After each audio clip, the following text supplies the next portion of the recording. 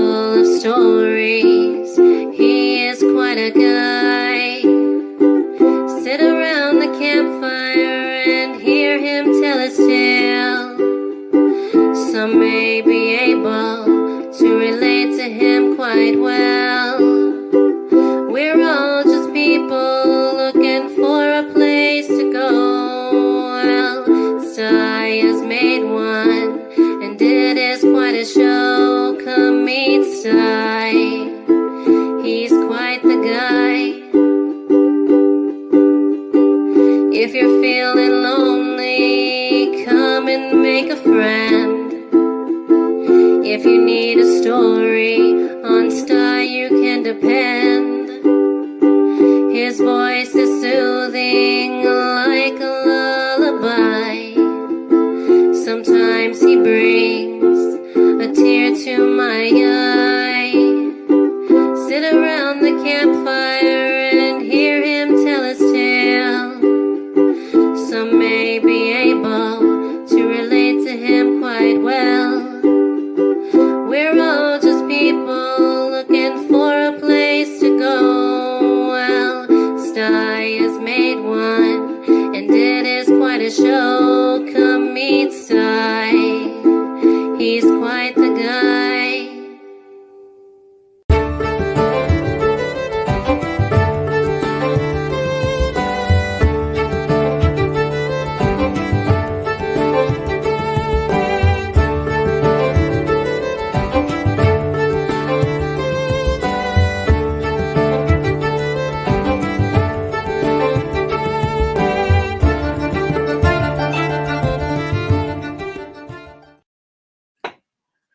Well, good evening, everybody. Hey, welcome to Sty Story Sunday over here at the Sty Shack.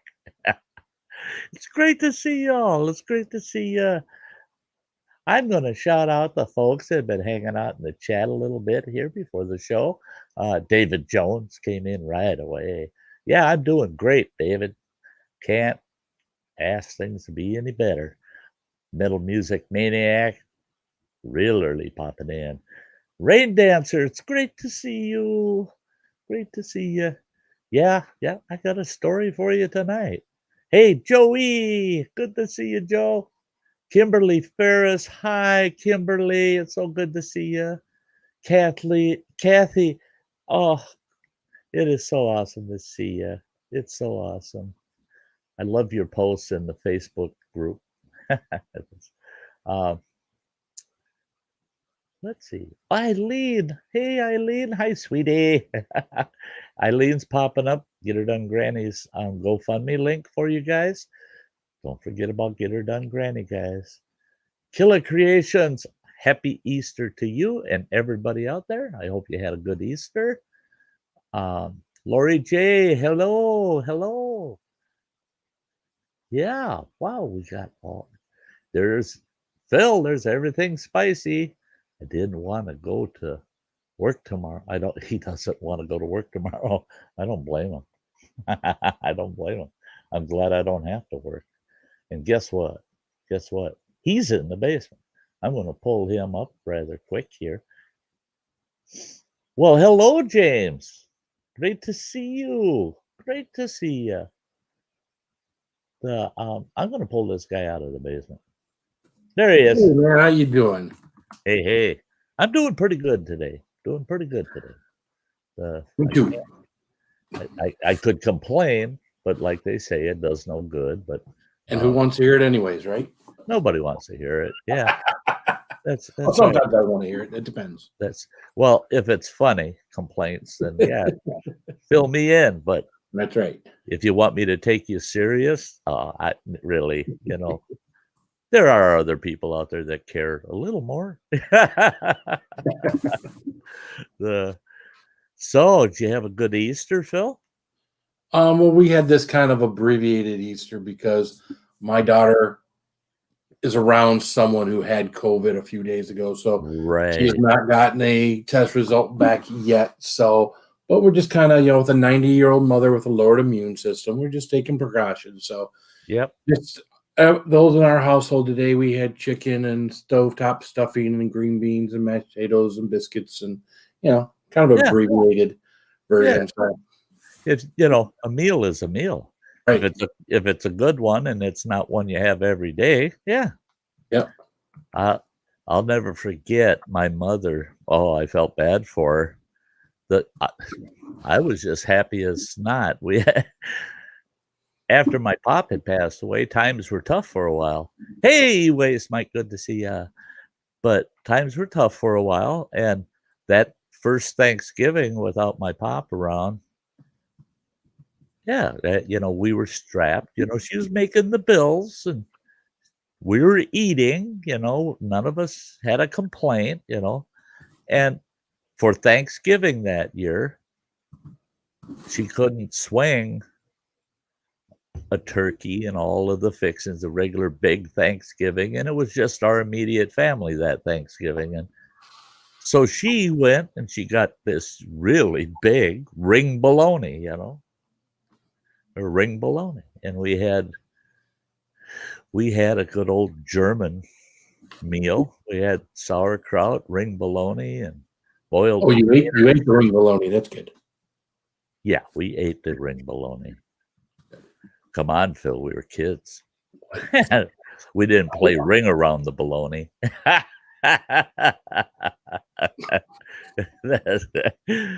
But a few days after Thanksgiving, I'm over at the neighbor's house, buddy of mine, and his mother says, well,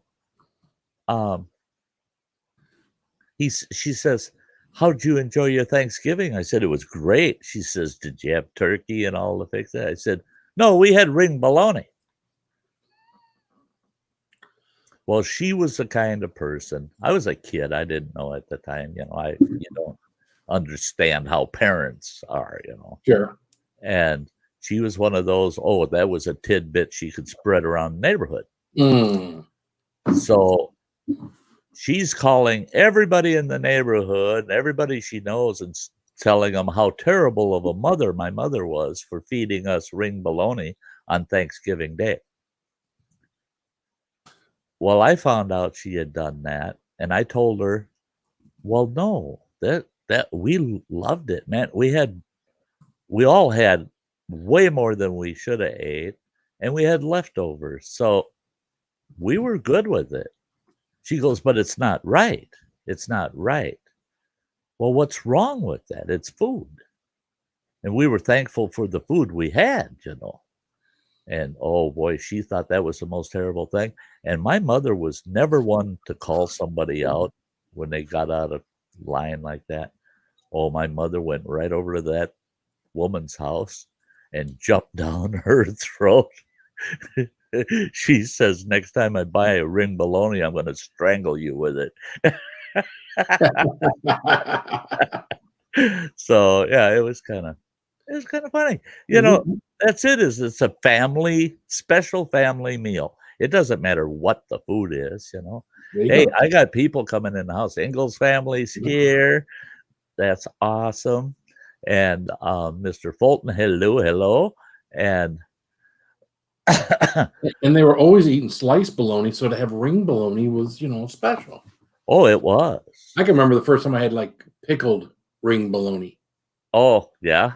That was a unique taste. Very, very, and of course I had it when I was drinking beer, so that made it even more unique. Uh-huh. But that's probably been 25 years or so ago. I love the pickled sausages. Oh, those little Pemrose firecracker ones. Oh, those are good. The hot ones are just. I used to drink beer at this one pub that had a big gallon jar of those little ones. You know, they're in that red juice, and they're and you got 4 of them for $1 at that bar. Eat those and drink beer. You put on the weight fast. Oh my gosh, they were making more off them damn sausages than they were off the beer. Yeah. You'd sit there and you'd have a pitcher of beer and you'd get 8 of those sausages. Sit there, eat a sausage, and you drank like 2 beers to every sausage you were eating. And yeah, they were making out like a bandit. They had like 4 jars of them on the back bar all the time, you know. And oh gosh, now I'm craving them. That was the one time I gained weight when I was in the Marine Corps. I got sent to do an admin job for 6 months. And I'd walk up the hill, grab my beer. I grabbed one little jar of those Pemrose firecracker sausages. And, they were short little sausages and like a small pickle jar.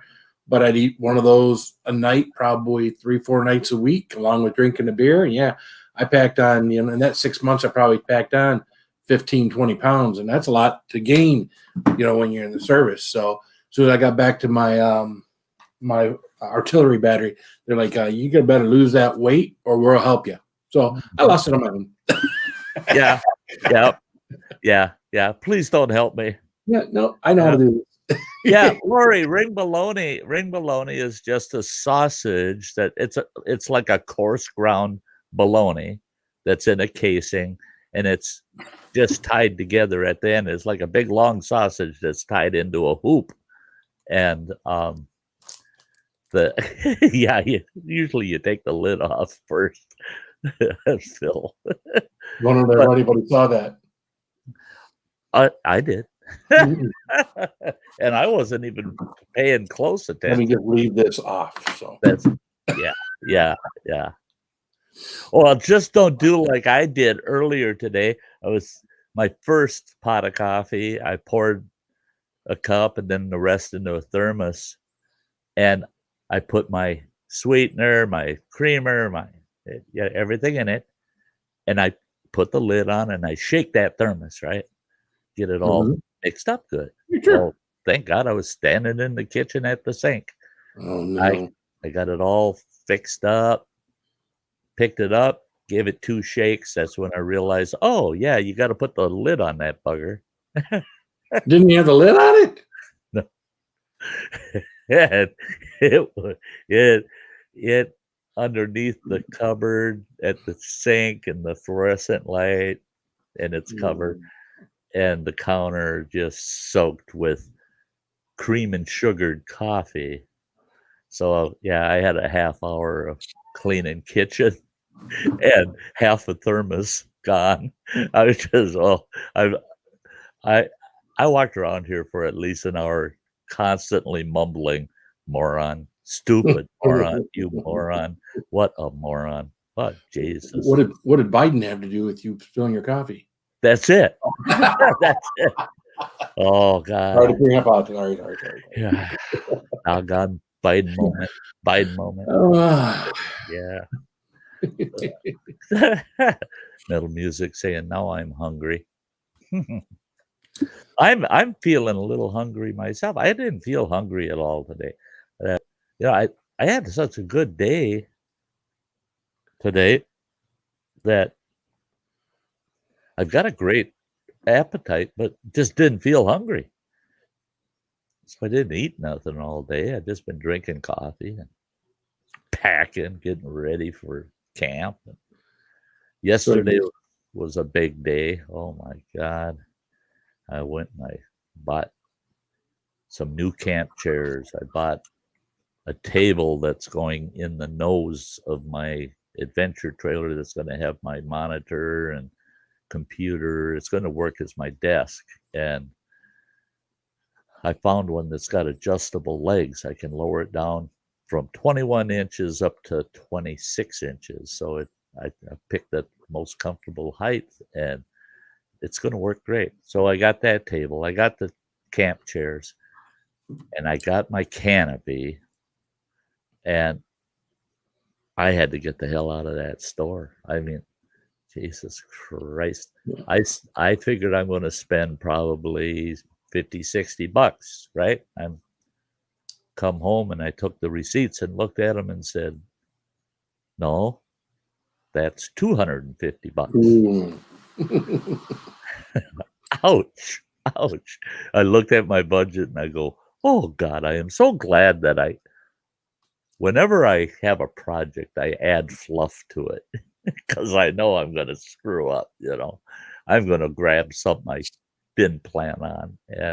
And I did yesterday. I grabbed a little more than I planned. And hey, Gemma, good to see you. What's up, Gemma? Did anybody else catch on the fact that he said he could raise that table from 21 inches to 26 He said lower it from 21 to 26, not raise it. I'm just wondering if anybody else. Did I say lower it? Yeah, he said you said lower it from 21 to 26, and I was like, I'll just let him keep going. I won't interrupt him, but now I interrupted. Anyways, I just wondering if anybody else got that. Well, you didn't need to point it out because nobody was saying nothing out in the chat. Well, they might have missed it. They might have missed it. You pointed out my lid on my, so I just had to point that. Get even. That's right. I'm sorry. You're forgiven. Now we're even at this point, but the stream is just getting started. Yeah. I'm sure we're going to have a couple more incidents. Sure. Gemma's feeling lonely. If I was over there in the UK, Gemma, I'd come hang out with you, girl. Mm-hmm. We'd have to go do something. But then again, I won't come over to UK if I can't go do something. Don't be pinned up in no damn house. I think most of them are still back on lockdown, but that's why they're all protesting out in the streets. But we won't go into that. No, stay at home. Don't go into that. Don't go into that because it's a mess. Don't go in there. I am just so looking forward to getting out to camp because for the most part, and I found that out last summer, right in the heat of things last summer, all the riots and the COVID thing and all that out at camp. I never once heard any of those campers ever bring that outside stuff up. They're going to those campgrounds to not talk about that stuff. Hey, Eric, good to see you, Eric Pollock. Yep. Phil's lucky tonight. He's on my stream, not his. Oof. Yeah, no shit. I couldn't believe your reaction on that. I was just like, when you would do a partial dropper of it, you always reacted pretty, it was pretty clear that that's not very comfortable. But boy, when you drank what was left, and I think that was deceptive, looking at it in the bottle versus what it would be in a dropper. So again, Sabine and Sean. So I had some of this one later that night. I think I got the labels on the wrong bottles. Because Sean's the one that made. So I was thinking Sean made a hot one for Sabine. Now this one over here is nowhere near as hot as this one. So I think I put the labels on the wrong bottles, which makes sense now.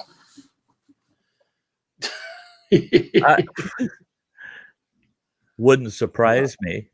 Nope. Well, neither one of them had a label on there, so I had to try to remember who had sent me what. So, and I thought I had tried them before I labeled them, but me, oh yeah, that one's hot. That one had to be sure. Yeah. Yeah, that was hot. Gosh. They're on lockdown until June 30th. That's one thing. June 30th. Gemma's on lockdown till June 30th. Are you kidding me? They just won't give it up over there. Well, they are ruled by a queen, so that's it. We're talking about locking down New York again. God knows when and every time I hear about it, they never do it.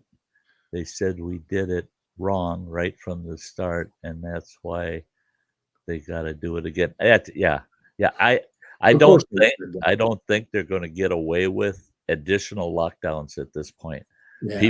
People are just going to rebel against it and not comply. They just won't comply. Well, there've been people protesting out in the streets in all these other countries recently.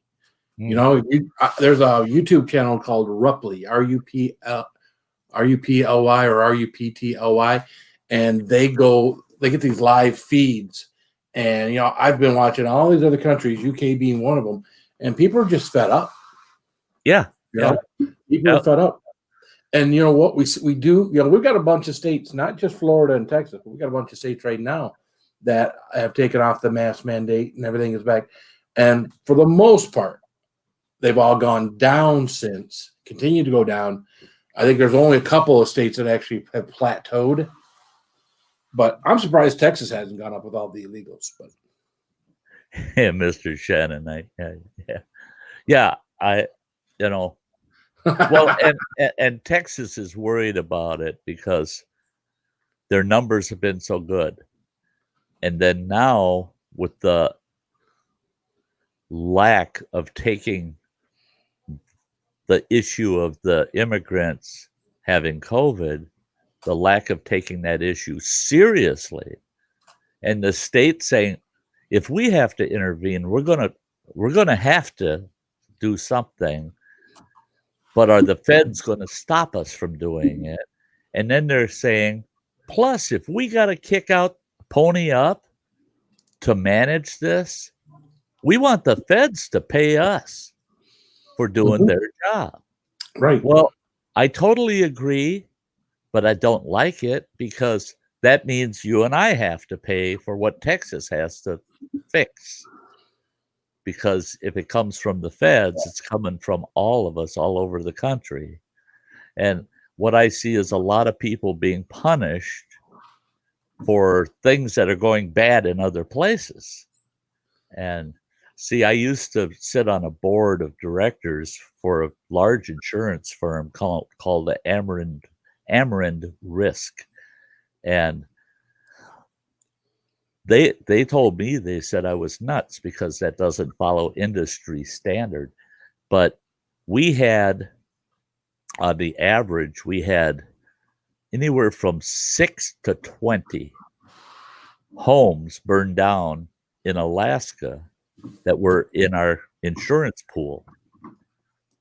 Well, the problem is for what it costs to build one of those homes in Alaska in certain regions, these are tribal homes, they're on tribal lands. The cost to build one of those homes in Alaska, what you would pay to build a 2-bedroom home there, I could build a 4-bedroom, beautiful 4-bedroom home here. That's the cost difference. It's because their walls are so damn thick. The insulation is so much more. There's other issues that relate to building in Alaska that drives the cost of the homes up. So if a home burns down, it's going to cost 150% the development cost to rebuild it as what it would to rebuild it in the lower 48. Well, out of all of the homes that were burning down every year, 80% of them were in Alaska. Well, all of our insurance rates go up because of that.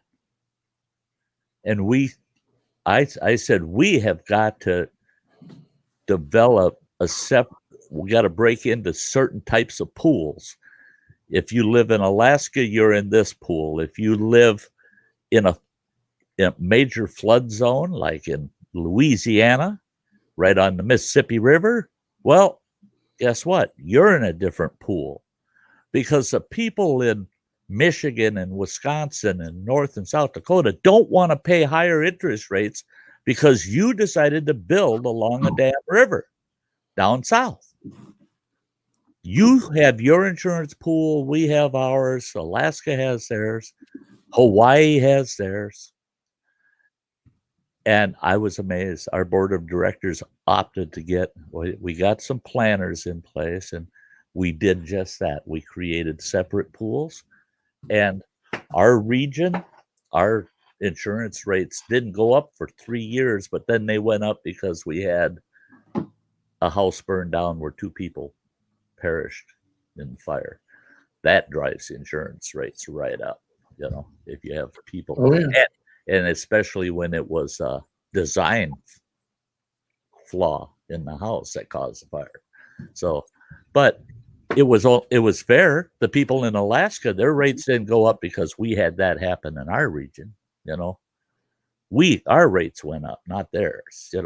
And people don't realize that this whole thing going on down at the border is costing us a lot of money. Man, it's costing us a lot of money. It's not just a crisis. It's an economic crisis too.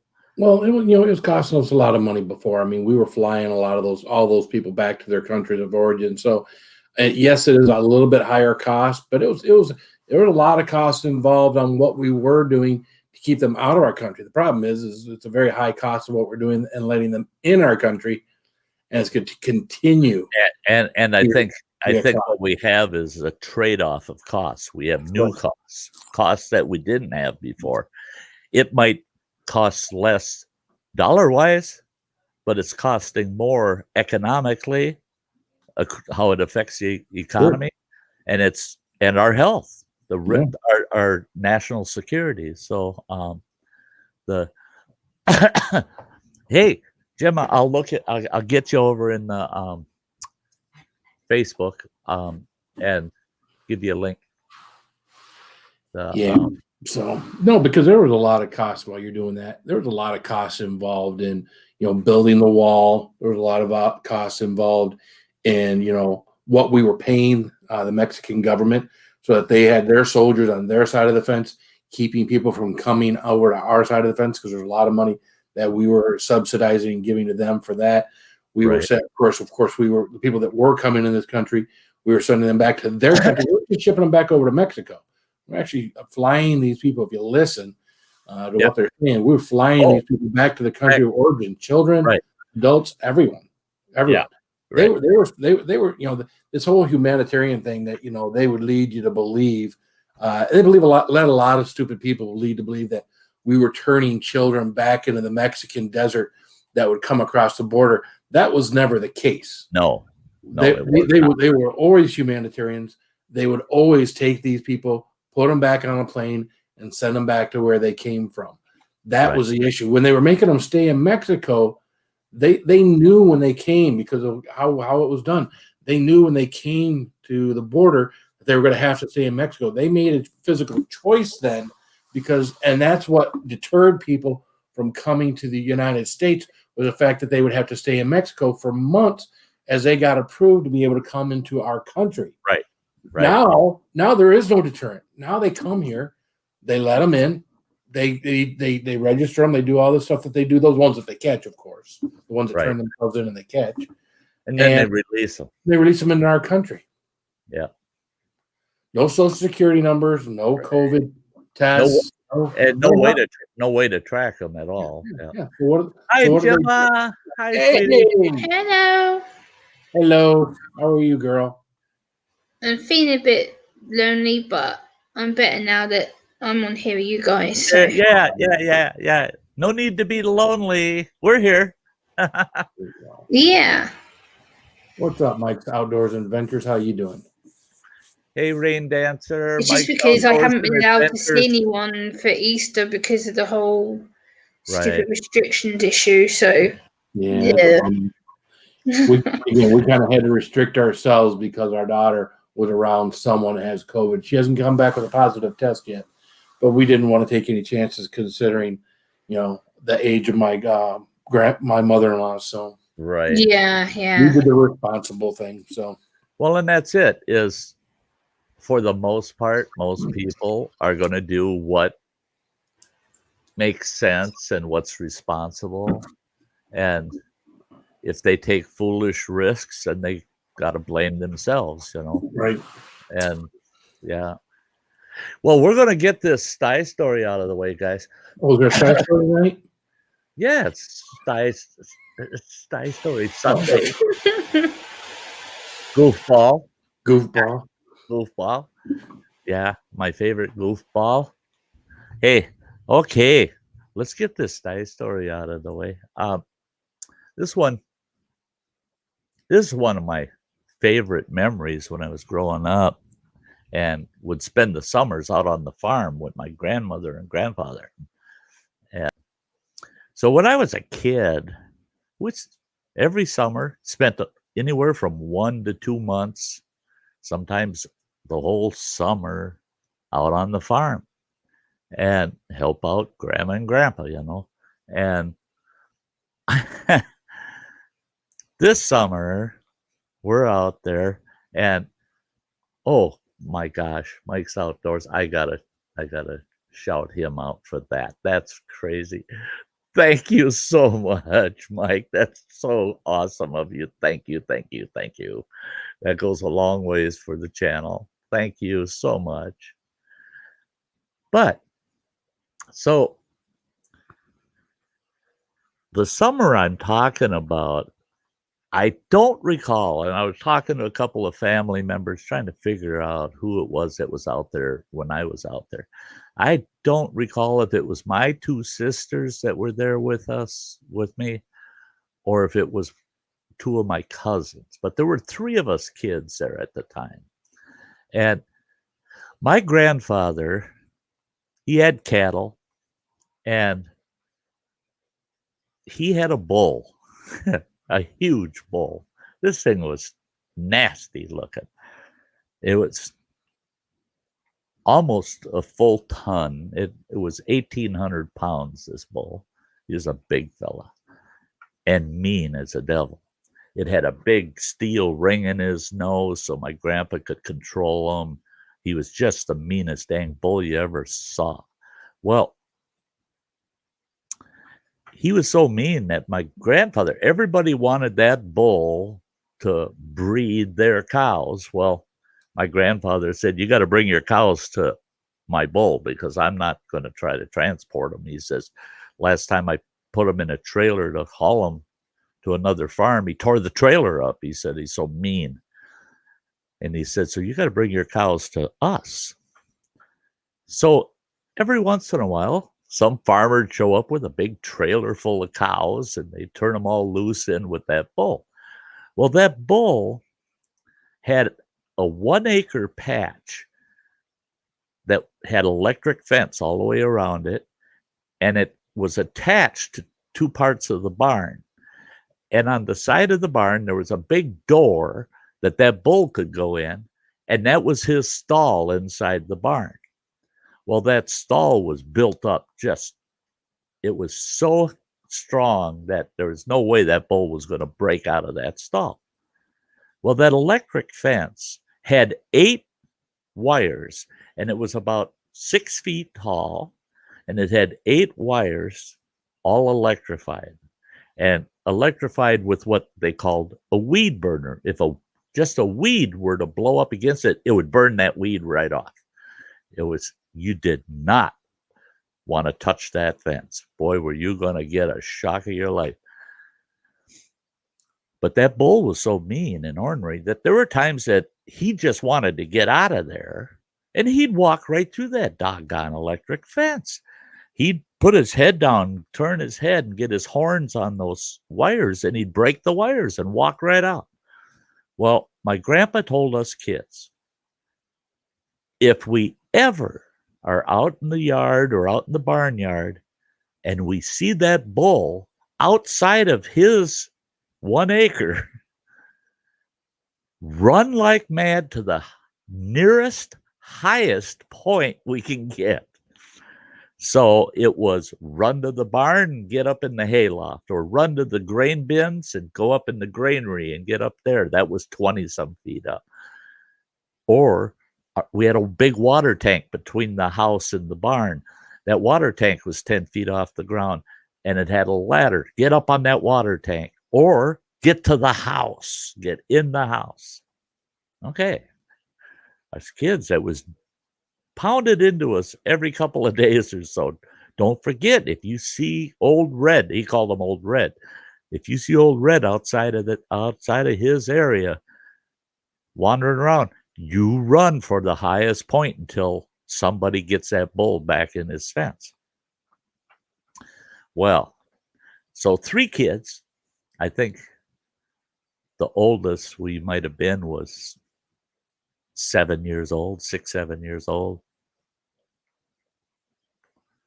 We're out in the barnyard, clowning around, playing. All of a sudden, my grandmother is on the back steps of the house, and she yells to us kids, "Kids, come to the house right now. Run, come to the house." And we thought, what's she want? So we start walking towards the house, and she's yelling, "No, run as fast as you can to the house." Well, then we knew something was wrong, so we looked over our shoulders. Oh, yeah, there's Big Red about 40 feet behind us. And he's swaying his head back and forth and looking at us. He wants to run us down. We take off for the house. We're almost to the house, and my grandmother's just screaming at us, faster, faster, you got to run faster. We got to that house, and it's only like 3 steps up, and you're in the door. We cleared those 3 steps and flew past Grandma, got in that house, and we just kept running. We went right to the living room, which was in the center, basically in the center of the house. We ran right to the living room. And all of a sudden, we heard this huge crash, and the whole house shook. The bull slammed himself right into that doorway after us. And right away, we thought, oh, no, it got Grandma, The bull got Grandma. Also, we hear Grandma just loud, oh, no, you don't. And we thought, oh, she's okay. She's okay. And we heard another crash. And we thought, oh, then we didn't hear nothing. We thought, oh. But we could hear that bull's hooves, ba-boom, ba-boom, ba-boom, ba-boom, and it's coming around the house. So we're looking out the living room windows, and this big red bull runs past the windows. And we're thinking, oh, my gosh, it got Grandma. Otherwise, she'd be in here with us. It got Grandma. Oh, no. Just a couple of feet behind that bull, here comes Grandma. And she's got a broom. And she's beating that bull in the butt with that broom. Just pounding him. And that bull runs around the house, and we thought, Grandma's going to get killed. And we could hear that thumping of its hoofs as it comes back around the house the second time. It runs past the living room window. Grandma's still on his butt, chasing him and hitting him with that broom. A third time they came around, and Grandma's yelling at this bull, go after my grandkids, run into my house, I'll fix you. And then the bull starts heading down through the yard and through the barnyard. Us kids ran to the kitchen. We could see out the kitchen window out into the barnyard. Grandma stayed right on the tail end of that bull, beating him with that broom, all the way to the fence where he had broken through the wires.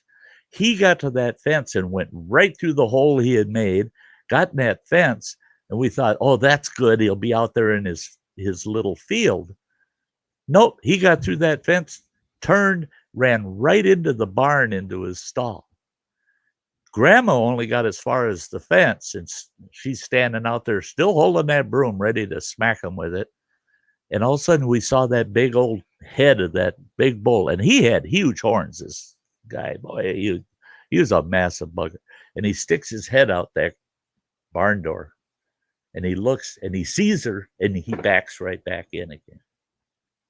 She starts walking towards the house, and he looks back out and sees her walking away. So he comes out that door, and he's just standing out there. She turned around, and she goes, no, you don't. And he spun around and ran right back inside that barn again.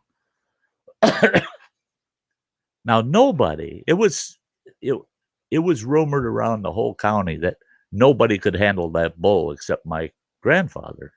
He's the only one that could handle that thing.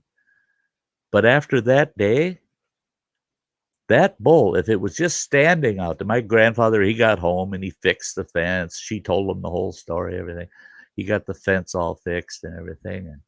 And after that, if that bull was out there and my grandfather wanted it to go into the barn, he'd go out there and try to chase it in the barn, but it would turn and chase him instead. So he'd go in the barn and raise all kinds of heck in the barn, and it would attract the bull into his pen. Then he'd run around outside, go close the door on him, keep him in the pen. My grandfather, his job became real easy. All she had to do was step out that back door on the back porch with that broom in her hand, and that bull would be almost a football field away out in that field, and he'd see her.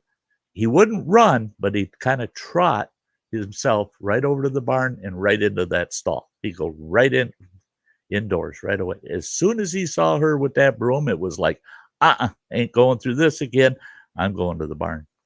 I'm out of here. That bull was scared to death of my grandma after that. And she couldn't hurt him. She had a broom. But boy, there's something that tells me that bull knew she was going to make a Sunday roast out of him, some burger, and a few steaks for the barbecue if he didn't get his butt back in the barn. Now, my grandmother, I never, ever heard her raise her voice except at that bull my whole life. She lived to be 97. I never once heard her raise her voice except at that bull. I think that bull was scared to death of her. I'm going to end up on the menu if I don't do what she wants me to do. So there you go. Grandma chased the bull. She's a brave bugger, boy. Yeah, and the rest of my life after that, I knew that, yeah, Grandma would forfeit herself to protect her grandkids or her home. There's no way. And I remember her saying, there was no way that bull was coming in my house. That was not going to happen. And she said, and I don't want him thinking he could just chase kids on my farm whenever he wants. So yeah, tough old farmers. But I'll tell you what, the farmers' wives, yeah, look out. They're tough. They'll chase the bull. There you go. There's your story for tonight, guys.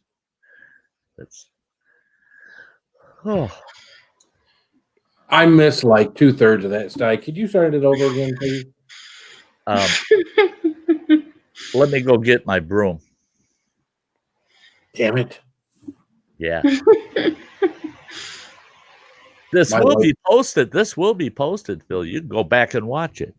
My wife walked in the room just as you started. It was like she had to tell me, family business, Oh yeah. Life has its way. Hey Tim, Kirk Whipper. Plain old Chuck. Good to see you. Hey Chuck. Hey Kathy. Thanks, Mike. Thanks, Mike. I'm glad you guys enjoyed it. Yeah, that grandmother of mine was pretty special. She's the one that set me up. That's an old. It sounds she was the only one who could control the bull apart from your grandfather. It sounds like she had a really good sense of not being scared. That's it. Is I think the bull realized she wasn't afraid of it. She was just like, you ain't doing that. Yes, but she would be protecting children and she's going to be defensive. Yeah.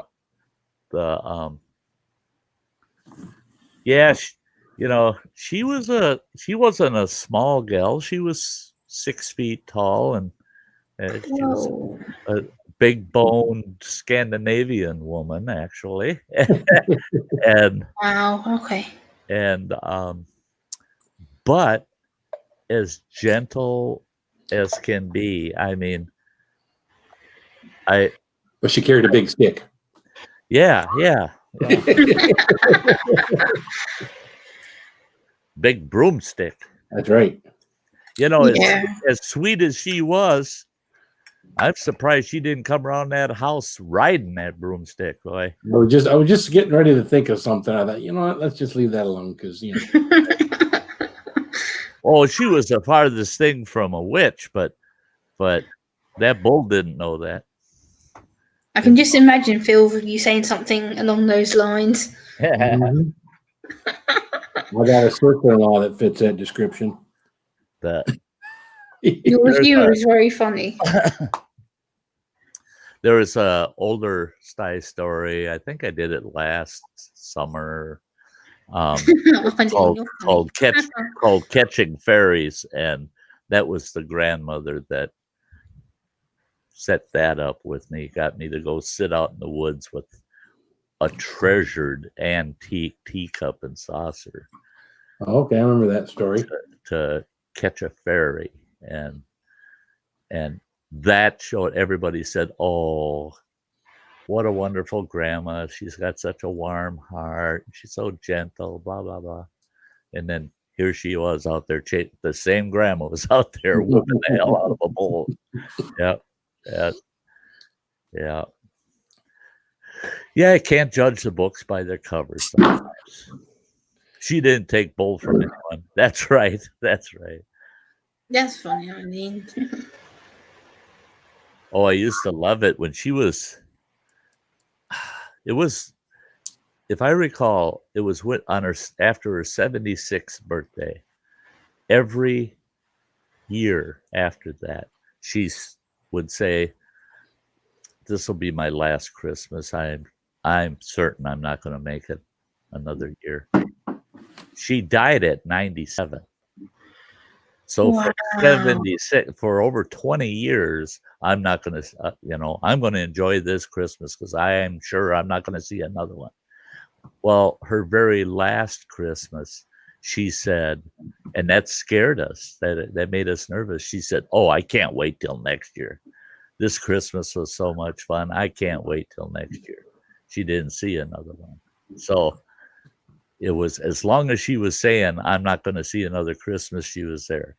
The first time she ever said, "I can't wait for the next Christmas," she didn't make it to that one. Yeah. So it's pretty cool. Gary Irwin. Happy Easter, Gary. It's good to see you, Gary. Good to see you, Gary. It's Easter Monday here for me, so it's bank holiday today. Everywhere's closed over here.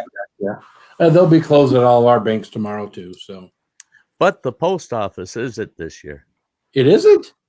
That's what I just saw on. I Googled it for post office closings, and it said, or wait a minute. No, it was Friday. Oh. They typically would close on Good Friday. This year they didn't. That's what it was. That's what it was.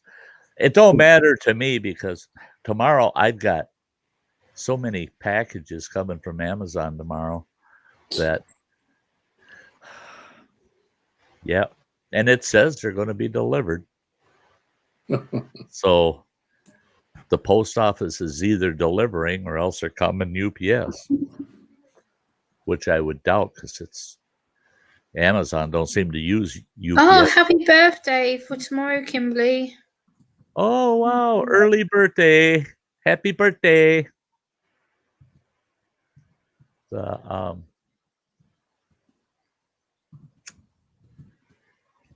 Yeah, no Easter dinner for me.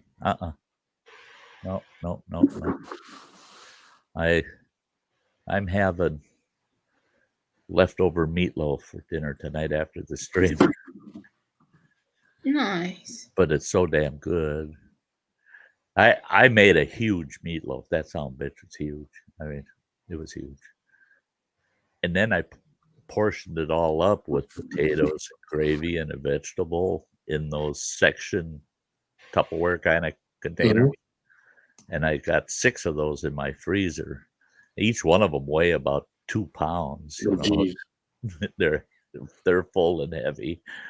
There's at least a half a pound of meatloaf in each one. So one of those is going to get warmed up for dinner tonight. Yeah, that's what I did with our leftovers from today. Is I sectioned it. You got one of those little 2-section things, and I put the mashed potatoes and green beans in the smaller section. And I put the chicken and stovetop stuffing in the other section. Yep. And then I'll just cover it with a wet paper towel when I take it to work. You know, put it microwave for 2-3 minutes. Heat her up. Yep. Just like having it all over again. You betcha. It was funny. It was funny. This morning I get up and I look at my phone at about 8 o'clock. I look at it and I go, a message, 2 messages from my kid, my youngest boy. So I checked them. 1:42 in the morning. He messaged me and he said, "Hey, do you want to come over and hang out?" He says, "We'll watch the new Godzilla versus King Kong." He says, "I'll put some food together and come on over and we'll do that." Well, I had a couple of things planned today. So I messaged him back and I said, awful short notice, bud. I don't think I can make it. But he didn't respond. And I thought, you shit, respond. So he responds at 2:00 this afternoon. And he says, oh, that's okay. He says, yeah, just take it easy at home. He said, I don't even remember texting you last night. He said, I didn't get home till after 3:00.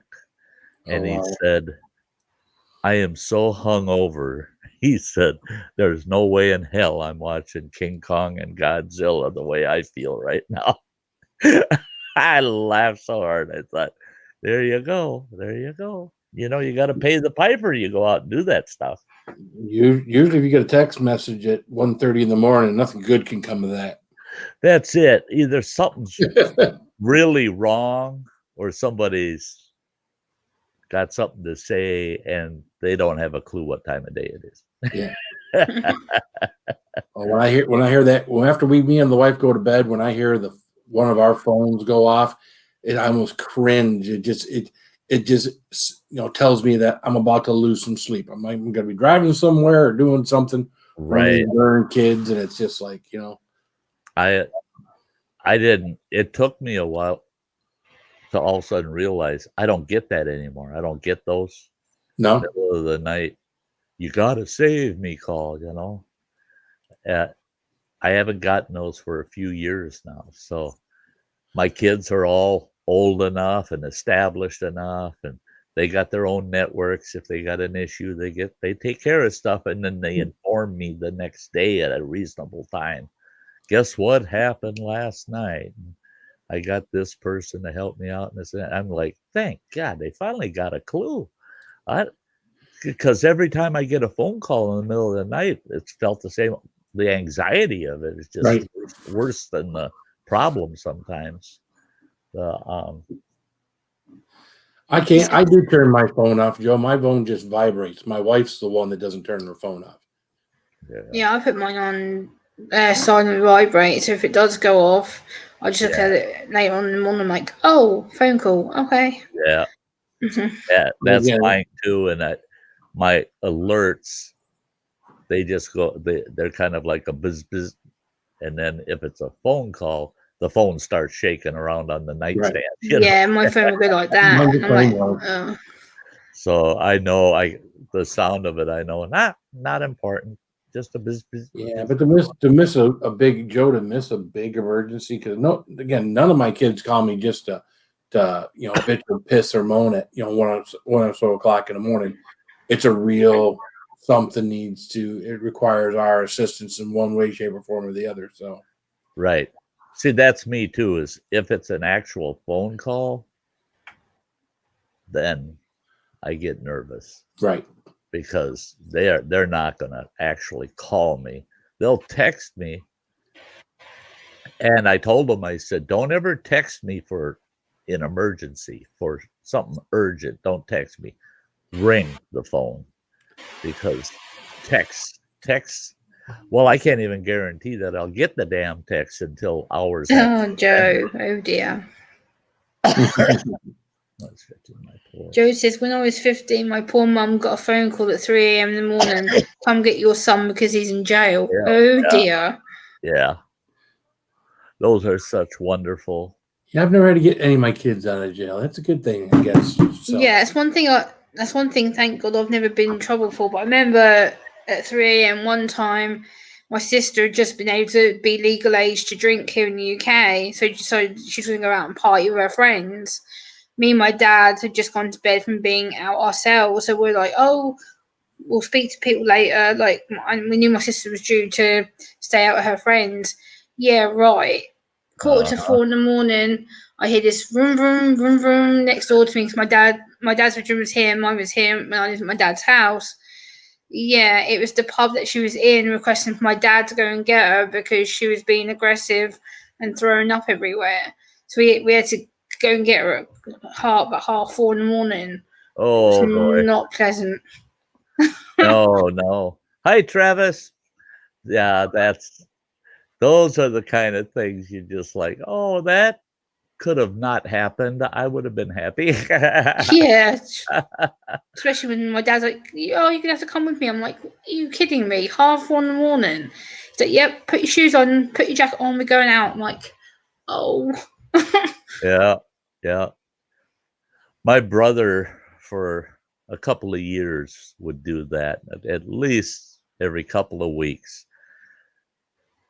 I get a phone call in the middle of the night and say, "Oh, I don't dare drive home. Would you come and pick me up?" And just like, "Oh, geez, quit going out then." Yeah. Hey, Groovy Lava, how are you?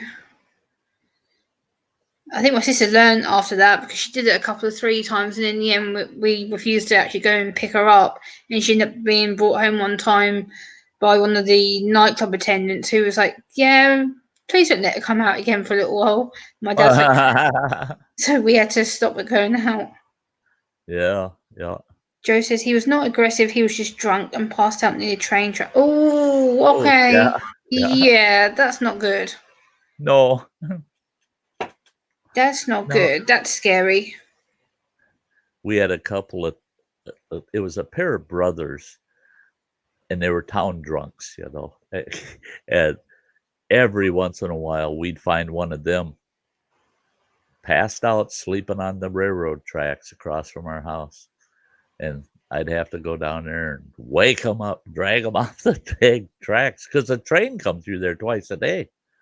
And no, they pass out laying right in the middle of the tracks, but at least the train came through there rather slow, and it was a big long open stretch, so they'd see them there. The engineer would see them, but still, if the engineer's distracted, he might not see them and run them over.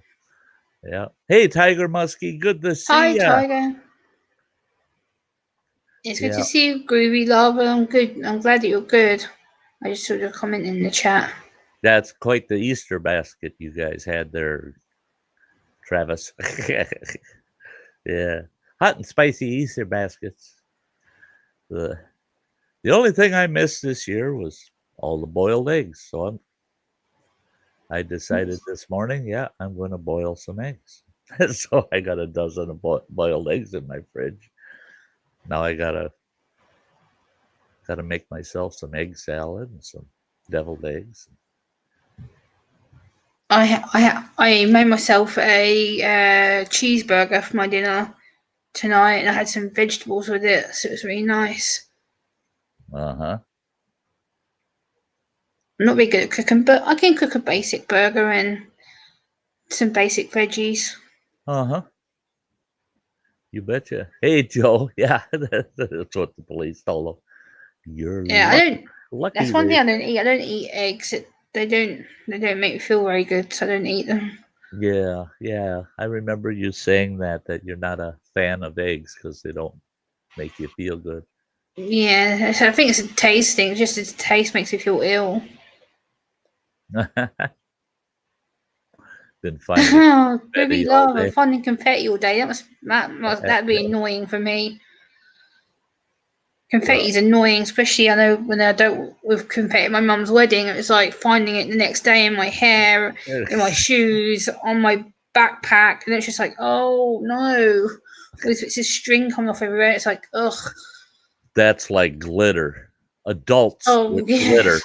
Stay away from me if you got glitter, because god, yeah, glitter's a nightmare. Back during my career, I had about a half a dozen different suits, and they weren't cheap, man. They were expensive. I mean, very expensive suits. And I had my whole staff, 21 people.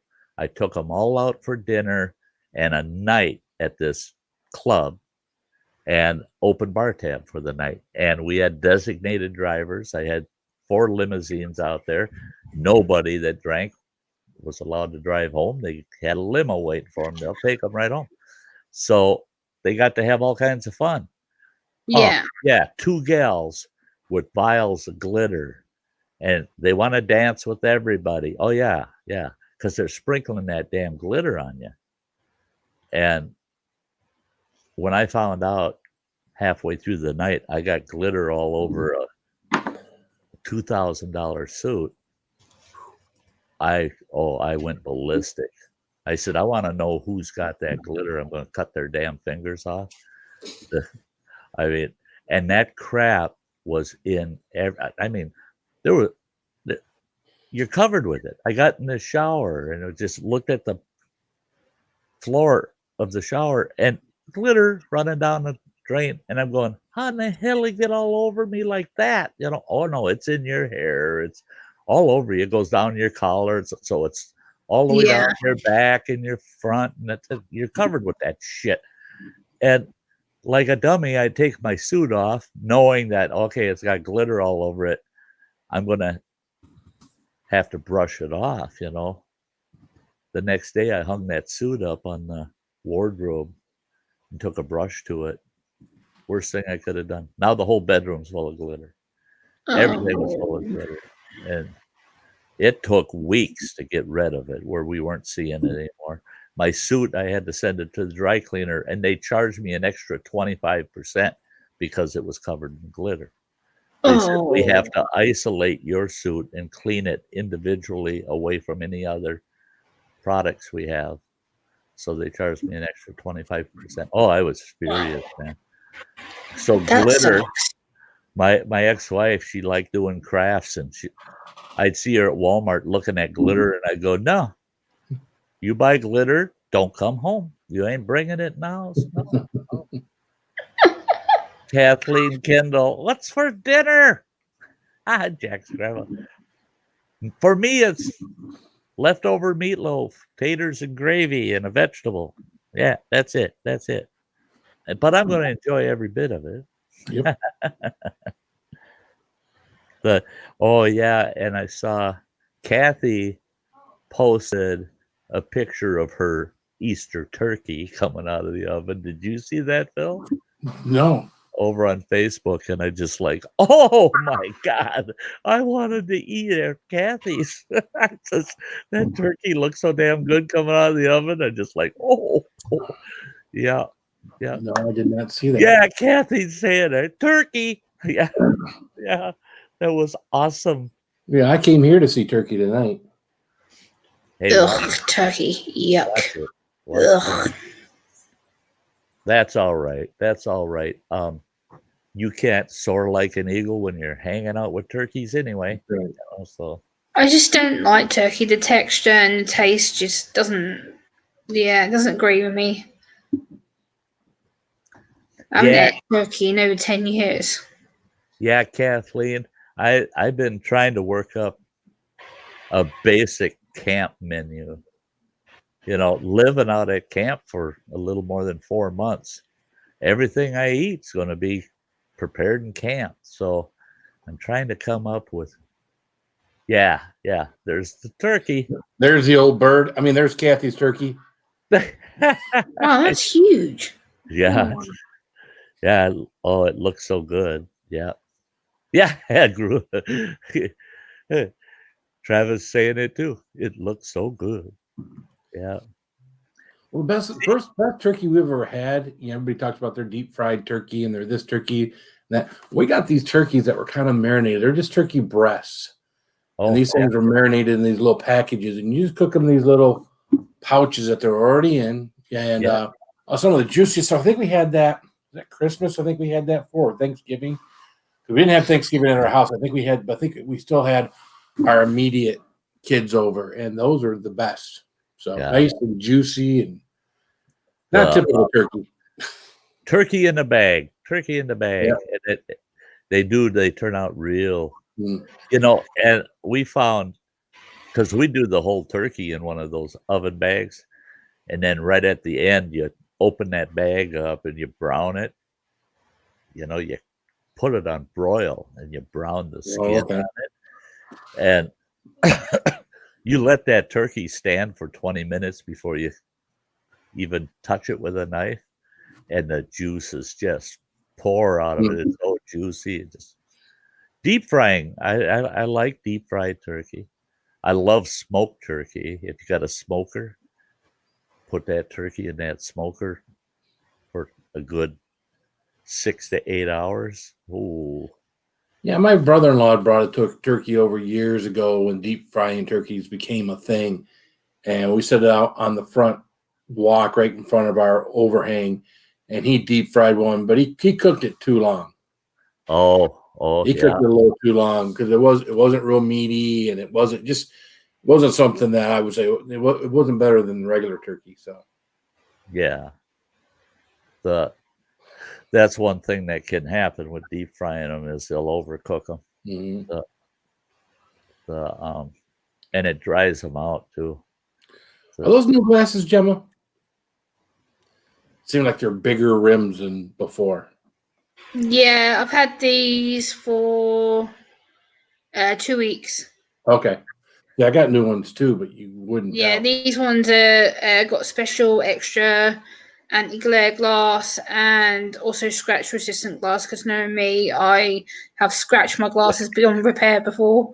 So my dad's like, "Nope, not this time. You don't." Well, mine are anti-glare, but I'm always staring into the computer screen, so that glare is always going to be there, just a little bit one way or another. I also thought that I was short-sighted. So when I said to the optician, I was like, "Oh, I need glasses because I'm short-sighted," and she's like, "Who told you that?" I was like, "Well, you lot did last time I came." She goes, "Well, your eyesight's changed." I'm like, "What?" She goes, "You're now long-sighted." I was like, "Oh. Okay." So he got her medical doctor and her eye doctor messed up. Her medical doctor told her she was short, and her eye doctor told her that she was farsighted, and she mixed them up, and she became short-sighted and tall. So, screw you, brother. I think he works for a psychiatrist because he just purposely drives people crazy so that they got to go see one. Yep, you know, yep, so I'm already crazy. I'm already crazy. I already ticked that box with a woohoo. With the kitchen. Yeah. That's me. Get used to it. I'm a crazy, short, midget, autistic woman. There we go. I already ticked the crazy box. You're not a midget. You're just short. Yeah. Well, technically in the UK, I am considered midget because the British height of a British female is minimum of 5'5". I'm 4'11", so technically I meet the criteria to be midget. Yeah. Now, see, to me, midget, you have the bigger head, the shorter arms, the shorter legs, and whatnot. I have got short arms. You seem like you're all proportional. You're just short. Yeah. Oh, that's this gal that I met. I could not believe this gal. I thought it was a kid in front of me, right? I'm standing in line at a grocery store, and there's this kid standing in front of me. And I thought, they'll let you in the store wearing anything because this kid's wearing a bikini. But at least they got tennis shoes on, right? So at least they, And this big guy is right in front of her. And this big guy turns around and he's talking to her and he bends over and he lip locks her. I almost hit him, And he stands up, he looks at me, he goes, "Oh, sorry." He says, "We're newlyweds." And I was going to say something, but I was so shocked. And then she turned around and smiled at me. And I realized, no, she's mature. She's totally mature. But she was only 4'1", and in absolute perfect proportions. It's a really rare form of dwarfism where everything is 100% proportional, except downsized. She's like half a person, weight and dimensions. She's just like half of that, just half the size of anybody else. And I said, "Oh my God, I almost hit your husband in the mouth for kissing you like that in public." And she laughed. She goes, "Oh, we get grief all the time." She said, "If I don't dress like this, because I got to wear kids' clothes, there's no adult clothes that'll fit someone that's 4'1". you know. And she said, some of my clothes, I look like a kid. And they'll see him and I together, and oh yeah, he gets yelled at and all kinds of stuff, and we got to explain to him what the deal is. And I told her, I said, I hate to even ask, but how old are you? And she goes, I'm 26. I mean, even though she told me what her condition was, she didn't look a day over 12. I mean, no, if she doesn't look a day over 12, doesn't that make him a little creepy? I get that all the time. Though. And I thought, boy, what, that's weird that you're attracted to her that way, And she's the one that she said he was a good catch. She said, boy, she says, I was chasing him for almost a year trying to get him to at least go out with me. Mm. He was totally reluctant, thought, yeah, and he was thinking that way, that's just kind of weird, but she's a professional. Hey, Bradley. Oh, she's a professional. Okay. No, she's a professional. She's in the legal field, attorney or something. And so, yeah. I didn't realize you got in her personal life. Oh, we were talking right outside. They hung around while I was getting my stuff and walked out the door, and we're chatting out in the parking lot for the longest time. Oh, well, they had my interest. I was curious as hell. I was just, how's this work? I mean, and I asked her, I said, how tall is your family? She goes, that's the hard part. Everybody in my family's normal size, The shortest person in her family, she said, was 5'6", other than her. And she said the problem is the one that's 5'6" is almost 8 years younger than she is. Wow.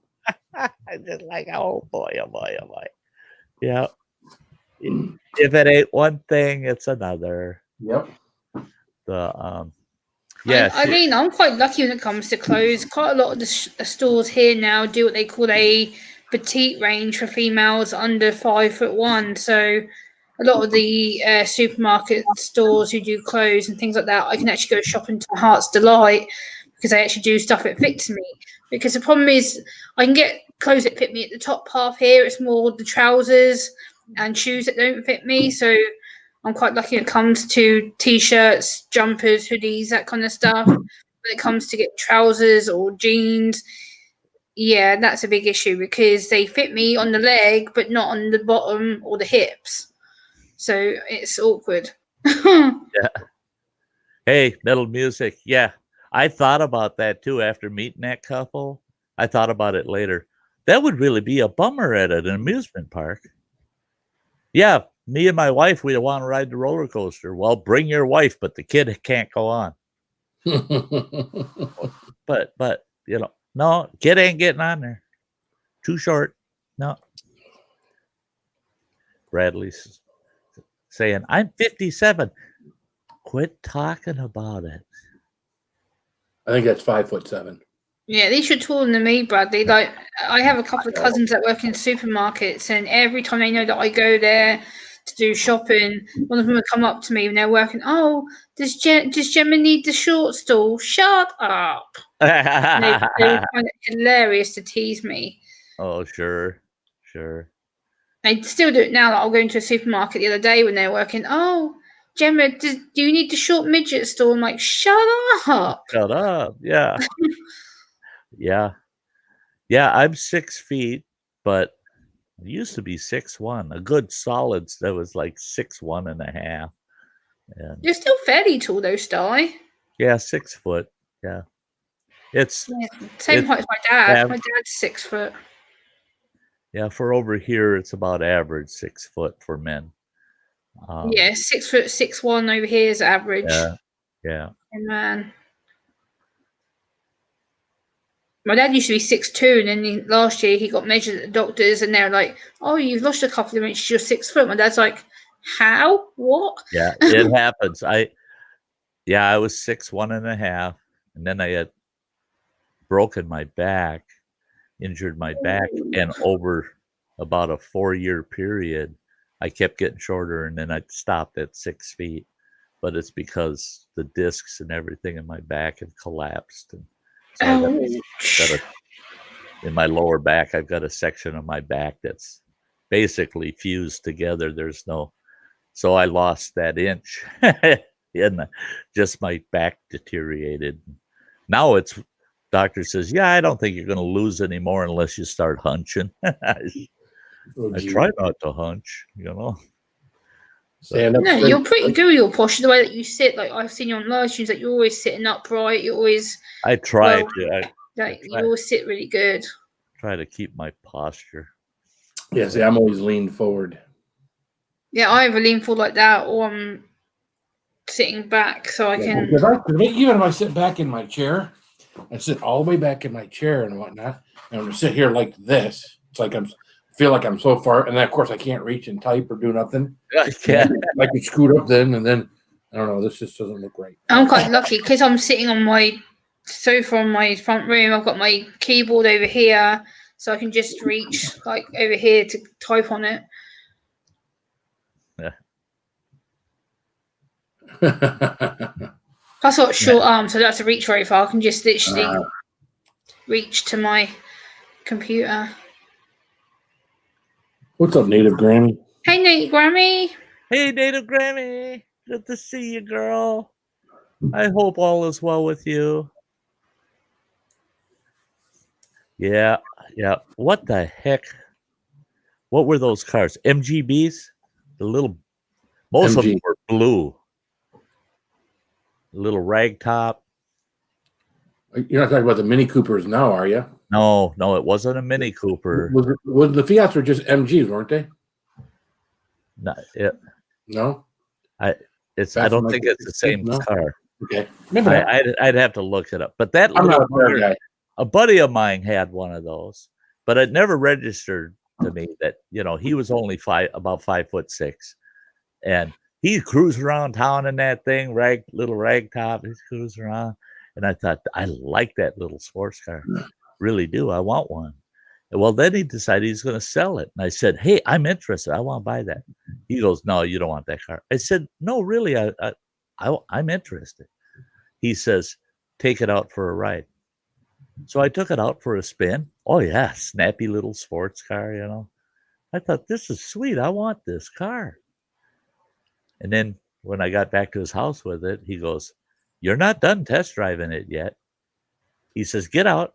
I get out. He gets in and he pulls that rag top over and fastens it down on the windshield, and he gets back out and he goes, now take it for a ride with the top down, with the top up.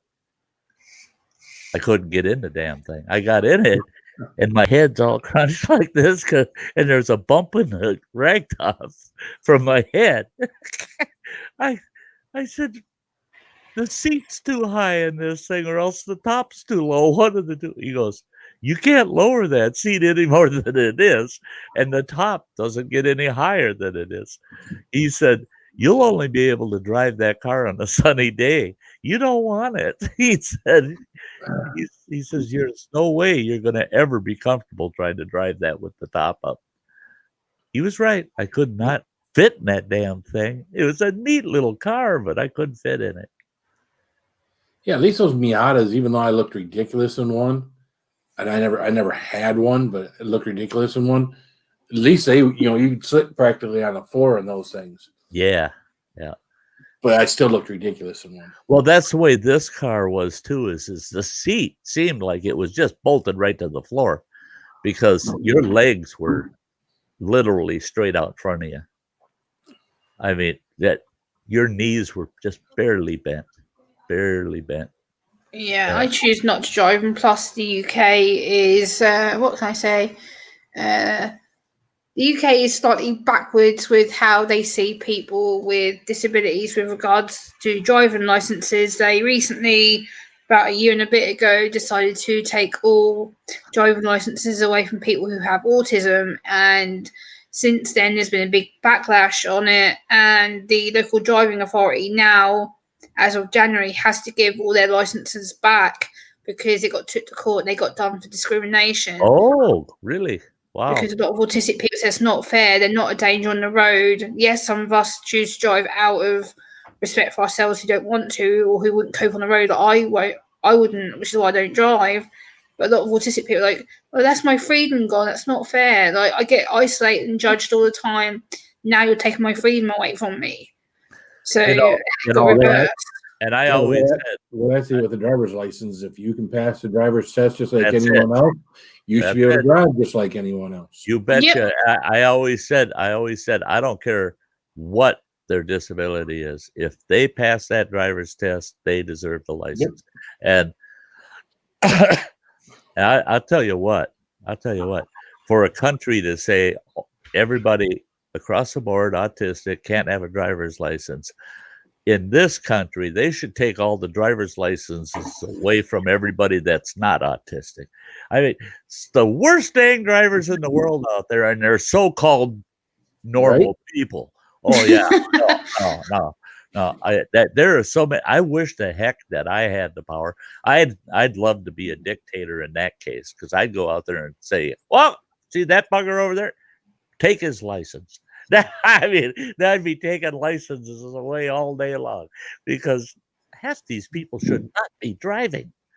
I mean, they're crazy. I had one yesterday. I go to Walmart, and I went to the post office, and right from our post office is a 4-way stop. Yeah. It's a regular kind of heavy traffic intersection. It's just stop signs, right? I pull up to that stop sign. There's a vehicle to my right, and I flagged him on. You got the right of way, bud. You got here about the same time I did. You go. You're on the right. Go ahead. He pulls out, takes a right. That's cool. I'm taking a left. There's nobody else left in the intersection. Left signal's on. I start pulling out into the intersection. Here comes a car from my left.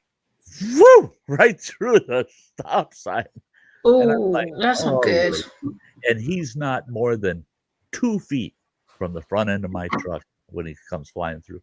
I just hit the binders just in time. Because I would have hit the tail end of his car. But right away I thought, okay, now that guy, I turn my right signal on. There's still nobody at that intersection. And I come in behind him down at the main highway. He's at the stop sign waiting to squeeze out into traffic. And I took down his license plate. And I thought, yeah, I'm gonna call the city cops and just tell them, keep an eye on this guy. He's running stop signs in town, man. All of a sudden that guy's doing this now, giving me the finger. Giving you the finger, right. He's looking that's rude. Giving me the finger.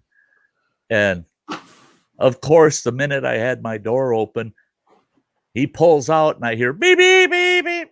People blasting their horns at him. He pulls right into traffic. Get the hell out of there. I thought, oh, you goofball. Yeah, I'm going to kill Granny. That's Get a her shame. done, Granny. She says that she tried to join the stream, but she can't on her phone. Hubby's using the tablet to watch Netflix. Don't have the heart to take it away from him. Oh, yeah. We understand that. Yeah, absolutely. Yep. You tagged the wrong person, Phil. Huh? You put at Gemma's Jenny Grace, hey, Granny.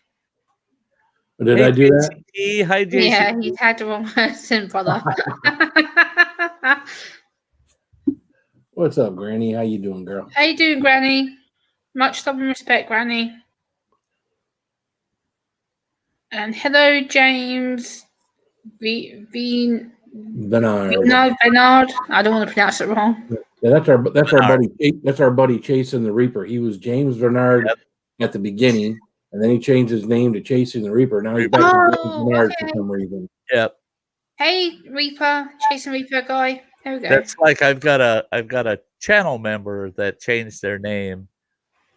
Phil, you probably. I think King Vapes changed his name again. Yeah, typical gaming. Yeah. To typical gaming. So now I got to go in In fact, I need to play that, guys. But I got to go in and fix that. You know, again, or about the 8th time for. He has a habit of calling me the autism queen of YouTube. Every time I see him in chats, he's like, "Here's the autism queen of YouTube." That's his nickname for me. I'm like, okay. Well, hey guys, this only takes about 1 minute. I'm going to play this for all my great members out there. Okay, keep an eye on these channels, folks. They're awesome.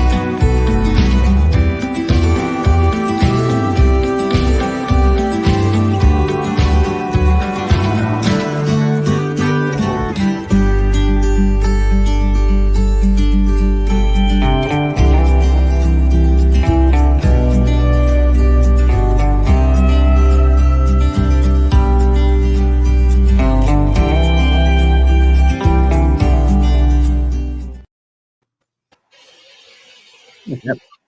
Love my members. Love my members. Yeah, hey, I got to update mine.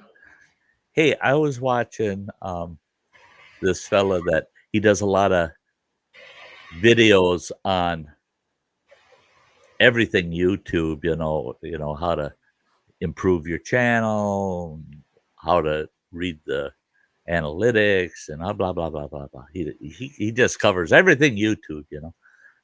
And I didn't realize it, but I watched one of his videos yesterday.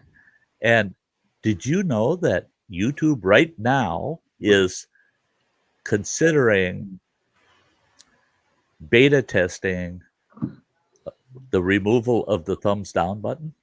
Yay! Woohoo! Yeah, YouTube is actually gearing up to eliminate the thumbs down button.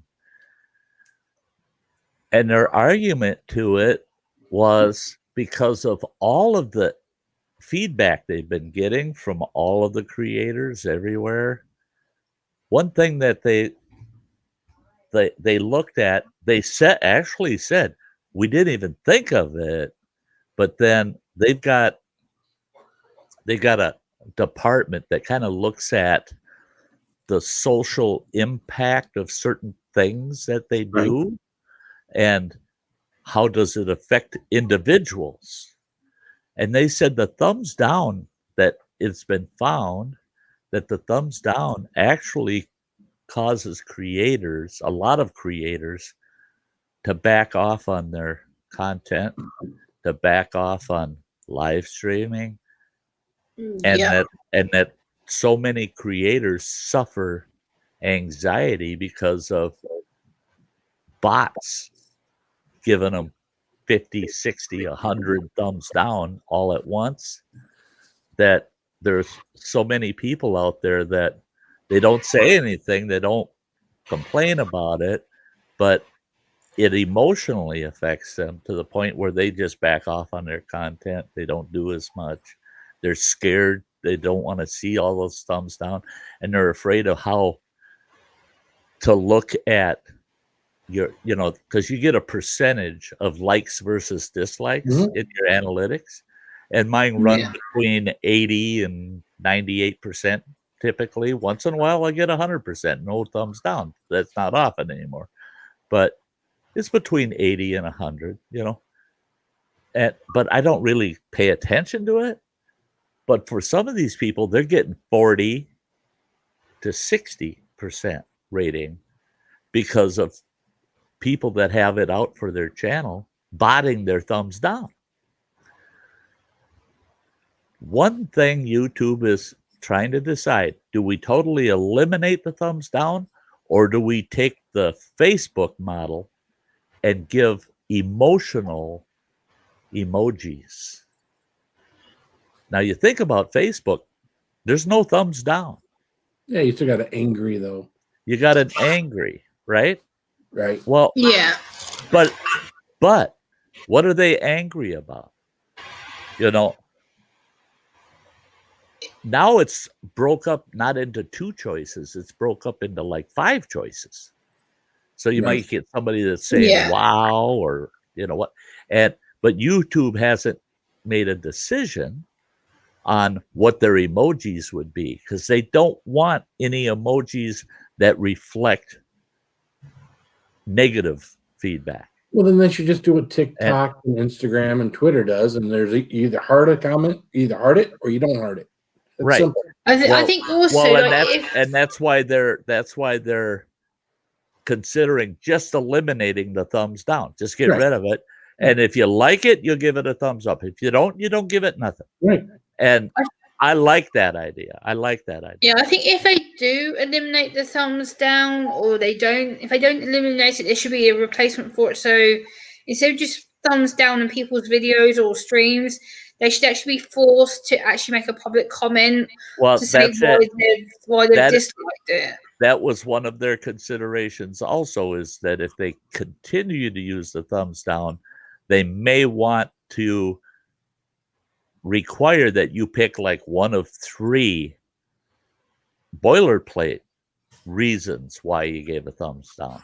Gave a thumbs down because of content, gave a thumbs down because of the host, gave a thumbs down because of the length of it or something, you know. But where a person has to pick a reason they're giving you that thumbs down, they don't get to just give you a random, because that's one thing I've always said is, you know, anybody can give you a thumbs down, but if you really cared, you'd leave a comment and say, I'm sorry, but I had to leave a thumbs down because I didn't care for this or this or this. And if they would tell me why I didn't like it, then I could change to make sure I didn't do the same mistake next time. So as a creator, you can adjust, you know, and improve. But I was really thrilled to hear that they're actually going to do something about it, you know, so that and what they want to do is try to make it so it can't be botted, you know, so that the best you're going to do, if you got 10 channels, you can give 10 thumbs down, sure. But people buy botting and they'll give 100 thumbs down at one shot. And that's what they're trying to eliminate completely. So I like that. I like that they're. I don't think I've ever left a thumbs down on anyone's videos in the 6 years I've been on YouTube. I've not felt the need to go on someone's channel to go. I don't, you know, if I don't like it, then I'm not going to watch. That's, you know, and that's it. Is I don't worry myself about the thumbs down. I don't care. I mean, I care, but I don't let it affect. I think also, as long as you know you're happy with your content, that's all that should matter. Well, we know. Again, I think for me and Sty, we know people that the thumbs down really affects them quite a bit. Right. And we know that 9 times out of 9, a thumbs down is more someone trolling and they're just being a douche, as opposed to someone who really watched your content, critiqued your content, and gave it a thumbs down. I would say for YouTube, 90% of the thumbs down for creators like us are just that. Now, again, I will see, like when I watch political stuff, if I'm watching Fox News and I'm getting political, but this is not to be political, but Biden's up there speaking, they may give a bunch of thumbs down. They're giving thumbs down to the person that's on the screen, not to Fox News, but the person on the screen. Vice versa too. You know, when Clinton were up on the screen, and to me, when I see that, you know, one person, all these thumbs up and very few thumbs down. This other person, same topic, and all these thumbs down and very few thumbs up, is because they didn't like the content. They didn't like that person presenting the same content, so that what they're doing is they're rating the presenter. It's a different audience. Yeah, it's a different audience, and not everyone's going to like your content. That's the thing. Like, we all have different niches. Like, my niche is very education, formal, kind of my own perspective on how I see things. And recently I've been changing my content up a little bit by adding my poetry and different things. I've noticed as soon as I added my poetry, boom, boom, boom, boom, boom, boom, boom, people would just giving me the thumbs down. But when I stopped putting my poetry up, like I did a few weeks ago, and I put them on private, all the current dislikes I was getting have now stopped. So I knew for a while that it was people who didn't like me changing. They don't like the fact I was putting up poetry. So I thought, oh, okay, clearly that's something that's upsetting people. So I stopped doing it. Yeah, yeah. You know, for Phil and I know for us, it's easy for us to deal with the thumbs down issue because we have such a broad audience, all walks of life. You know, we got people from everywhere and do everything, and they come here.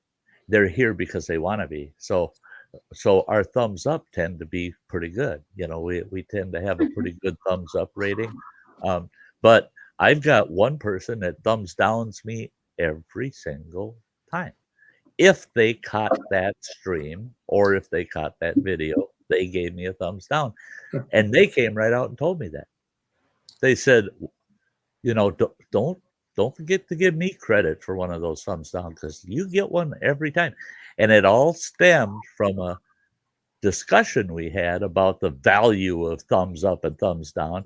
And I told them, I said, people that leave a thumbs down but never tell you why, to me, they're just that, you know, they ain't got the guts to come out and say, well, I didn't like this in your stream, or I didn't like that in your video. They don't have the guts to say it. They're just going to give you a thumbs down. And he said, well, I got the guts to give you a thumb down without a reason. And I said, well, go for it. Literally, my very next video had a thumbs down, and I had 100% rating for the previous 16 months. The day after I posted a video, got a thumbs down.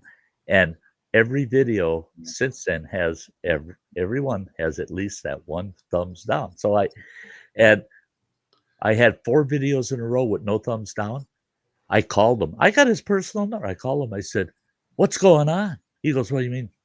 I said, are you okay? And he goes, why are you asking that? I said, I haven't got any thumbs down on the last 4 videos. He goes, oh, geez, I've been out of town with the wife for her job, and I haven't been able to watch your stuff. I know if he doesn't give me that thumbs down, I got to check on him. Maybe things aren't good, you know?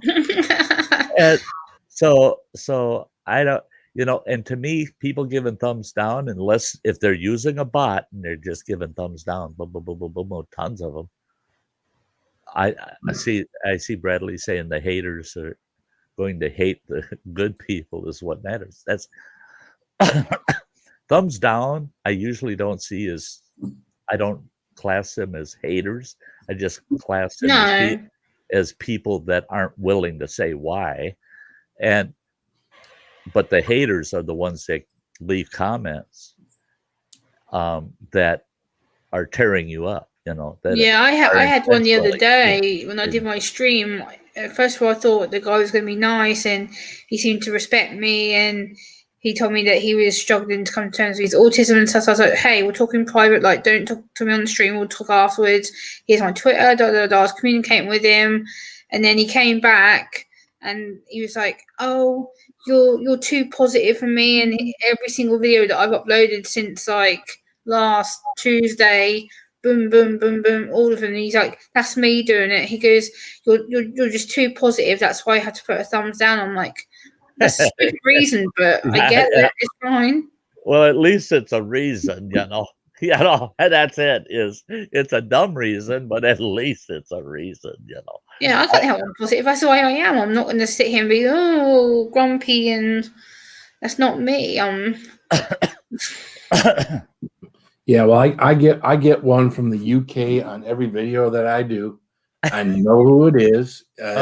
It more or less tells you in your analytics. If you dig down in your analytics, you could pretty much tell where stuff is coming where it from. came from. Yeah. So, and again, it doesn't bother me. It doesn't bother me. I'll sit here and talk about it because it doesn't. I mean, I get that a lot of cases. If I let everybody know what time the stream's going, I get that thumbs down before the stream's even started, so it's done and out of the way. So, I just love the fact that I'm living rent free in someone's head.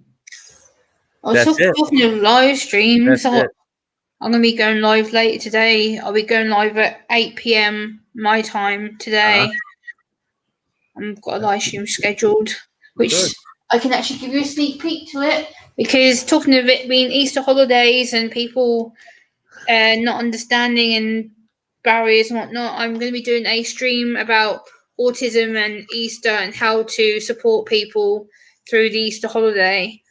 So that's going to be my stream for today. So should be interesting. Yeah. I I don't know. Tomorrow night on my channel, it's Sty Times. Tomorrow night in the U.S. It's a lot different. Yeah, a lot different than her tomorrow night. Right? It's like almost total opposite. It's currently 2:45 in the morning for me right now. So. Yeah. But Sty Times tomorrow night it's the end of the world. So I'll be there. I love seeing your Sty Time stream, so I'll be there. I really I like doing the Sty Times, and the problem is I'm pretty certain we're going to have a couple of months, 1 to 2 months of interruption in that program around the Campfire and Sty Story Sundays, because Starlink, there's just no word yet as to when I'll get my equipment. So, and they're still saying it could be the end of June at the earliest. Well, that means the whole month of May and half of June, where I can only do one stream a week, and that's to drive all the way back home and do it here in the studio, and that'll be on Wednesday nights. I just don't have a choice. It'll have to be Wednesday nights, and I'll try to make that at least a 3-hour stream, make up for lost time until I've got internet service at the campground. But there'll be a lot of content. I'm going to do a live stream towards the end of the month, so everybody knows what's going to happen in the month of May. I'm trying to figure out my schedule right now, but there will be a lot of video content going up, being I can't be live. So I'll be live at least once a week, though. And the reason it's Wednesday is at a National Forest campground. Tuesdays and Wednesdays are the only slow days of the week. So those are the only days I can get away from the campground. Otherwise, I got to be there for all the campers, So. Are you going to do videos whilst you're at the camp, Sty? Oh yeah, lots of them. I got products I have to review. I've got a lot of new equipment for out at camp. I'm going to review that, show how everything is set up, and how I have a mobile studio. And then once I've got Starlink out there, I'll be doing live streams right in camp. I'll go back to my regular schedule, and we'll do live streams right in camp. And that's what I'm looking forward to. I think that's gonna be cool once you'll have that in camp, and you can actually, you can be in camp live. I mean, I kind of liked seeing you in camp on some of your other videos, but live would be, that much better, right? Oh yeah. Well, with my new equipment, with this new lavalier wireless microphone and my Bluetooth headset, I can be doing a live with the campfire going behind me and say, hey guys, I got to throw another log on that fire, and get up and walk 20 feet away, put firewood on the fire, and keep talking to you and still hear you. You'll be able to see me way away from the camera doing stuff. It's going to be a blast. It'll be a blast because I can actually get up, walk around the campsite. You'll be able to see me on the camera in the campsite, actually doing things live. It's a video that I'm going to be doing in the next week or so. Sty actually did I think it was a Sty Stories about ruins a little while back, and there's a castle ruins near where I live, and Sty was talking about it, I was like, why haven't I done that yet? Like, it's only like 20 odd miles down the road from where I am. So I phoned my dad. I'm like, can we go to visit the castle? So there's someone I want to do a video for. So my dad said that this weekend coming up or next weekend, he'll take me so I can do some filming and show you the castle and all the ruins. That's funny, Gemma, because I chewed Loopy Lisa out, really chewed her out on a private chat. I chewed her out. I said, you know what? About 5 times now on your streams, I've heard you say, oh, yeah, Stonehenge, I drive past that at least once a week, you know. She says it's only 20 minutes down the road. I told her, then get your little ass out there with a camera and do a live or do a video of you going through Stonehenge. That would be so freaking awesome. And she goes, well, yeah, I suppose that would be, people might like that. I said, no, they wouldn't. They would. Do it. Yeah, at least your U.S. audience would love it, because we ain't gonna get to see no damn US, so. She went to that Christmas bazaar thing. It's outdoors, and it's by that big cathedral. I love that walkthrough. And she said she's walking past these food stands. Do I want this or do I want that?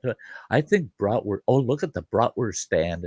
And she keeps doing her walkthrough, and then she's on her way back. And she goes, if you're wondering where I'm going now, I want a bratwurst. I'm going to get a bratwurst. And she heads to the bratwurst stand. And I told her, I said, videos like that, things that to her seem commonplace. Right. Are not to us. They are not commonplace. We don't get to see that stuff. And Gemma, what you're talking about, going to those ruins, awesome. Yeah, it's a beautiful castle. It's called Framlingham Castle, and it's the Patreon of it right now. She's becoming Ed Sheeran's just become the Patreon of it. So they're building a statue, and he's gonna officially open it later on in the summer and stuff, but it's actually beautiful, the ruins and the actual bits that are still standing of it.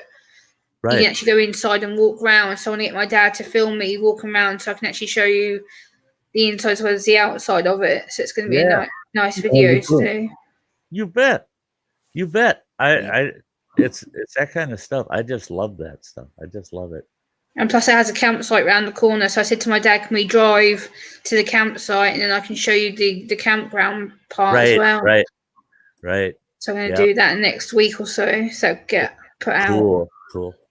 Keep my eyes open for it. Hey, Chuck. Yeah, there'll be fishing videos. That's one thing my Forest Service supervisor, the head ranger that supervises all the hosts, told me. He says, I hope you plan on doing some fishing. And I said, well, that's my business. He goes, well, actually, no, it's the camper's business. You need to go out there and fish and try to figure out some of the hot spots.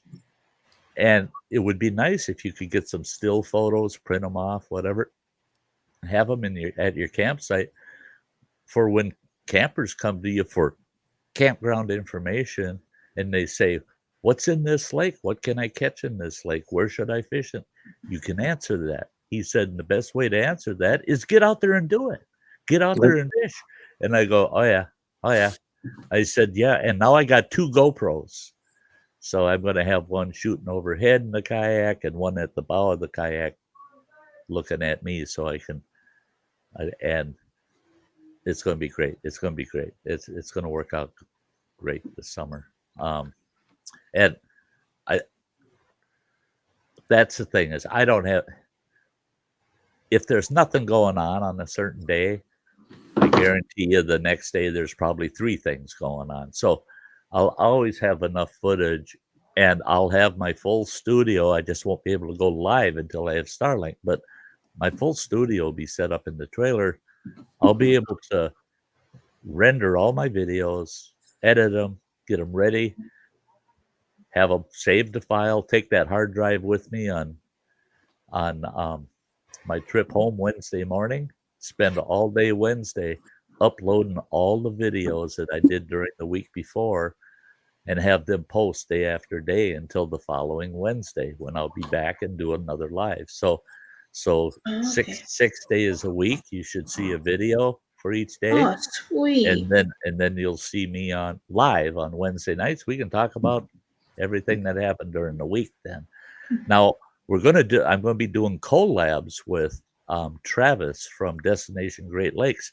He hosts a campground that's about a half hour south of mine. So it's only a half hour away. I'll drive down there 1 week. We'll do a collab video about how his hosting went for the week at his campground. Oh, Then he'll wow. come to my campground and we'll do a collab on how my hosting for that week went. So it's going to be hosts at the campground video once a week also. Wow. So nice. we're gonna have fun with that one too, because and we talked to our supervisor, and he says, I don't give a shit what you talk about. Just don't use customers' names, don't show their license plates, and don't bash the Forest Service. I said, oh no. I just want to know that if I have a camper that leaves and they leave a stinking fire going in their campsite and they left, they're gone, they're not coming back, that I can go to that campsite and say, look at what this stupid camper did. Left a damn live fire going in their campsite. He says, yeah, you can go right out and say, hey, look at this camper was a pig. Look at all the garbage I have to clean up. Or look at this bathroom. They rub crap all over the walls. He says, I don't care if they do that. He says, because you're going to be saying, yeah, they rub crap all over the walls. And guess what? I have to sterilize this whole thing. He says, you're saying Forest Service will take care of that, but someone should not have done that. And I said, cool. That's going good.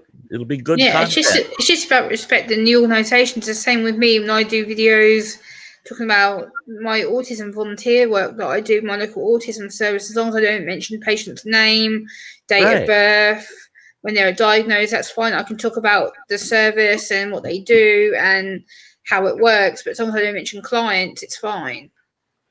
So it's just being careful. Hey, Chuck, if you're going to try to copy Ann on the lawn mowing, you're going to have to drink quite a bit, I think, because she's crazy without alcohol. Yeah, I think you'd have to drink to do that. Yeah, I haven't touched a drop in alcohol apart from Christmas. I had half a glass of wine, but I haven't touched alcohol in over 5 years. Well, I was wondering if you were drinking that box wine down there out of that straw. No, it's blackcurrant juice. I thought maybe she was drinking box wine. Box wine. No. I'm trying to be funny. God, I hated that when my ex-wife was on one of those wine's disgusting. Box wine kicks, you know. If I was ever to drink alcohol again, it'd be vodka mixed with a spirit drink like Coke or something. Yeah. But I don't drink alcohol really because it doesn't agree with me. I can't. Christmas, I indulge pretty good. Christmas. Granny and I indulged together pretty good. Well, it was pretty good for me, a little rougher for Granny, but I can't do that either because I got to watch. It's not that I don't like to drink. It's just that if I'm going to drink, I have certain medications. I have to decide if I'm going to drink tomorrow night because I have certain meds I can't take tomorrow morning or tomorrow evening before I drink. I can take them the following day, but I can't take them that same day. So I've got a pre-plan, and I'm always been the kind of guy I randomly drink. So when I get the whim, you know, and I sit on panels that's like over at 21090. I never say nothing. I just watch. Because if I get on there and start chatting with her, I know I'm going to grab the booze. It's going to be random. I'm going to just like, oh, I got the whim. I got to, and I got myself in trouble a couple times doing that. So yeah, I stay away from it. It's very rare. I got a bottle of huckleberry moonshine that I'm going to drink out at camp, and every once in a while around the campfire, I have a couple of shots of that shine, just enough to get a little buzz on, and nothing to, nothing, no. Hey, Dorito. Hey, Dorito, good to see ya. Hi, y'all. Hi, you all. Oh, Brandon thought he was subscribed to Luke and Lisa, so you got to resubscribe to her, huh? Yeah, I tell you what, sometimes YouTube unsubscribes people. I'm surprised sometimes. When I go back in and find I'm unsubscribed to someone, I'll check a couple different places on that person's channel just to make sure, because just because I'm not subscribed on a video doesn't mean I'm not subscribed to the channel. So that's like I've once that happened to me and Sty a couple of weeks ago. Once in a while, it'll appear that I'm not subscribed to somebody's channel that I watch all the time, and I've always been subscribed to. So I'll fix that.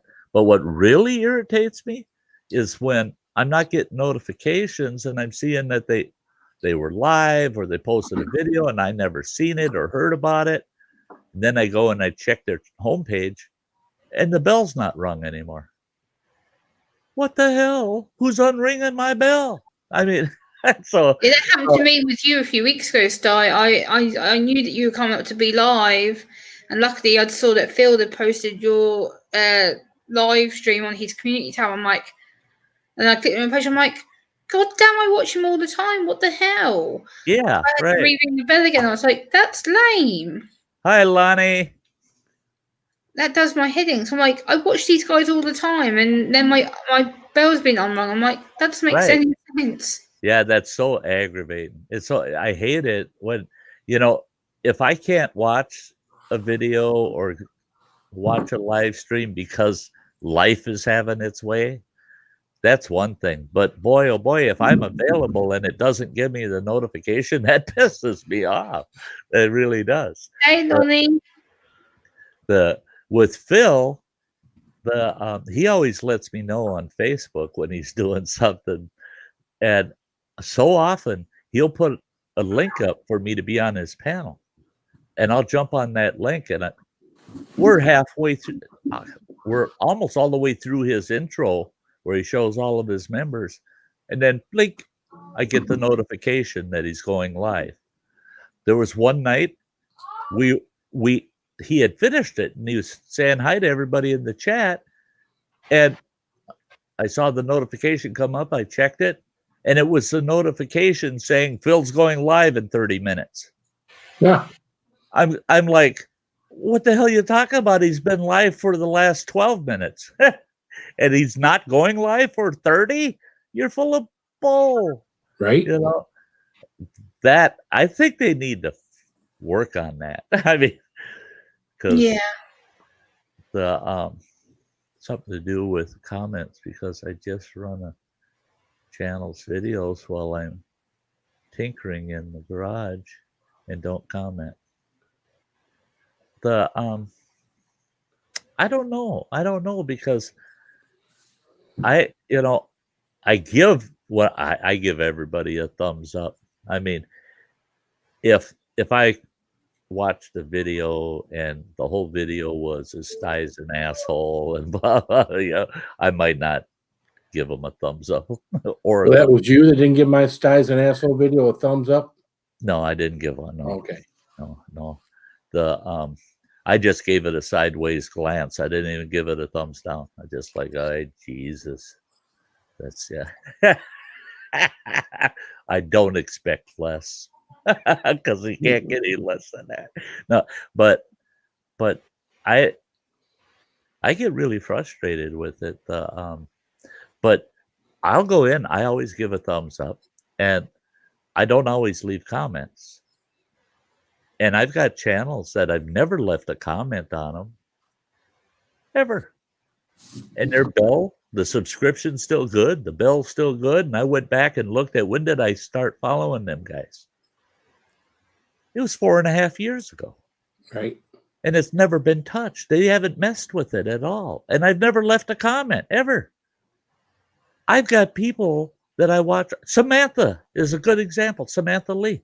I always leave a comment on every one of her songs, you know. I always try to encourage her, you know, and give her that thumbs up, blah, blah, blah. And last week, I went to her chat. I thought, wait a minute. She's supposed to have something posted on Sunday. I went in, pulled her channel up. Oh, yes, there it is. Boom. I looked on Facebook. Oh, there it is on Facebook. But then on the channel, I looked. My subscription's gone and the bell's not rung. What? At least once a week, I'm leaving a comment and a thumbs up on her channel. But yet they still, for some reason, dropped the sub and the bell. And so I don't know. So I just try to monitor my favorite channels as much as possible, and yeah, I try, but sometimes I'm running 100 miles per hour with my ADHD. Yeah, I'm the same as you. Like my brain is constantly running like a friggin'. I just got like being like a CD player. It's constant on a rerun. It's like every time I'm trying to slow things down, all of a sudden something else comes up, and it's like something else comes up. I'm like, oh, just yeah, never can focus all the time. Oh yeah, trying to stay focused. Oh, God. Or I can be over focused. Like I've been up since 4 a.m. yesterday morning working on YouTube videos and YouTube scripts ready for this week, and I've still got 2 more videos I want to get done before the rest of today, because I want to get another couple of videos out, but I'm constantly going boom, boom, boom all the time. I tell you what, if you're wearing earbuds, be careful. If you cross your legs, it doesn't get wrapped around your ankle, and then put your foot down. Just about ripped my head off my shoulders here a second ago. Hey, I totally understand, Phil. You know, you've had a busy few days, and you got to go to work tomorrow. Yeah, I got again 11.5-hour day of work tomorrow, and you know, just want to get a good night's sleep and get a good start on the day tomorrow. So yeah, and I totally understand. You know, shit happens. You got to do what you got to do. I'm not going to stay up but another half hour maybe. Gotcha. So I unsub to all you clowns. Bye, Phil. Bye, guys. Have a great night. You have a great night, Phil. See you, buddy. See ya. Hey, you betcha. Good night. Bye-bye. Yeah, he weighs Mike. Yeah. He's going to unsub to everybody. Except for Gemma. Yeah. Haha, Mike. I don't think you do somehow, buddy. I see you on loads of panels everywhere. I doubt it. You know, Mike, he plays the game. He's a blast. He plays the game. Yeah, I love Mike. And I don't remember which one it was. There was a stream I was doing, and he'd thumbs up, thumbs down, thumbs up, thumbs up, back and forth for a while. And he'd go, well, you know, I can't make up my mind. You know, 1 minute I don't like your show. The next time, yeah, it's good. And then back. He's so fun sometimes. It's just crazy.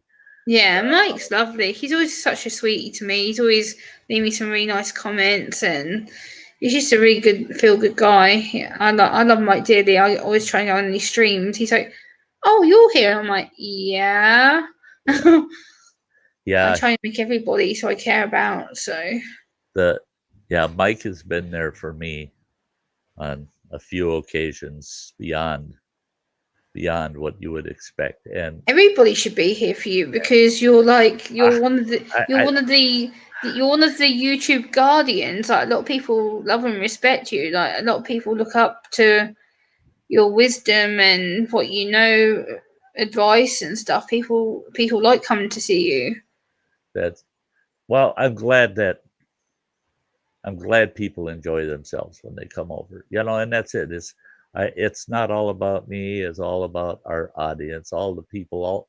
We've all become so close, and yeah, and we think about each other all the time.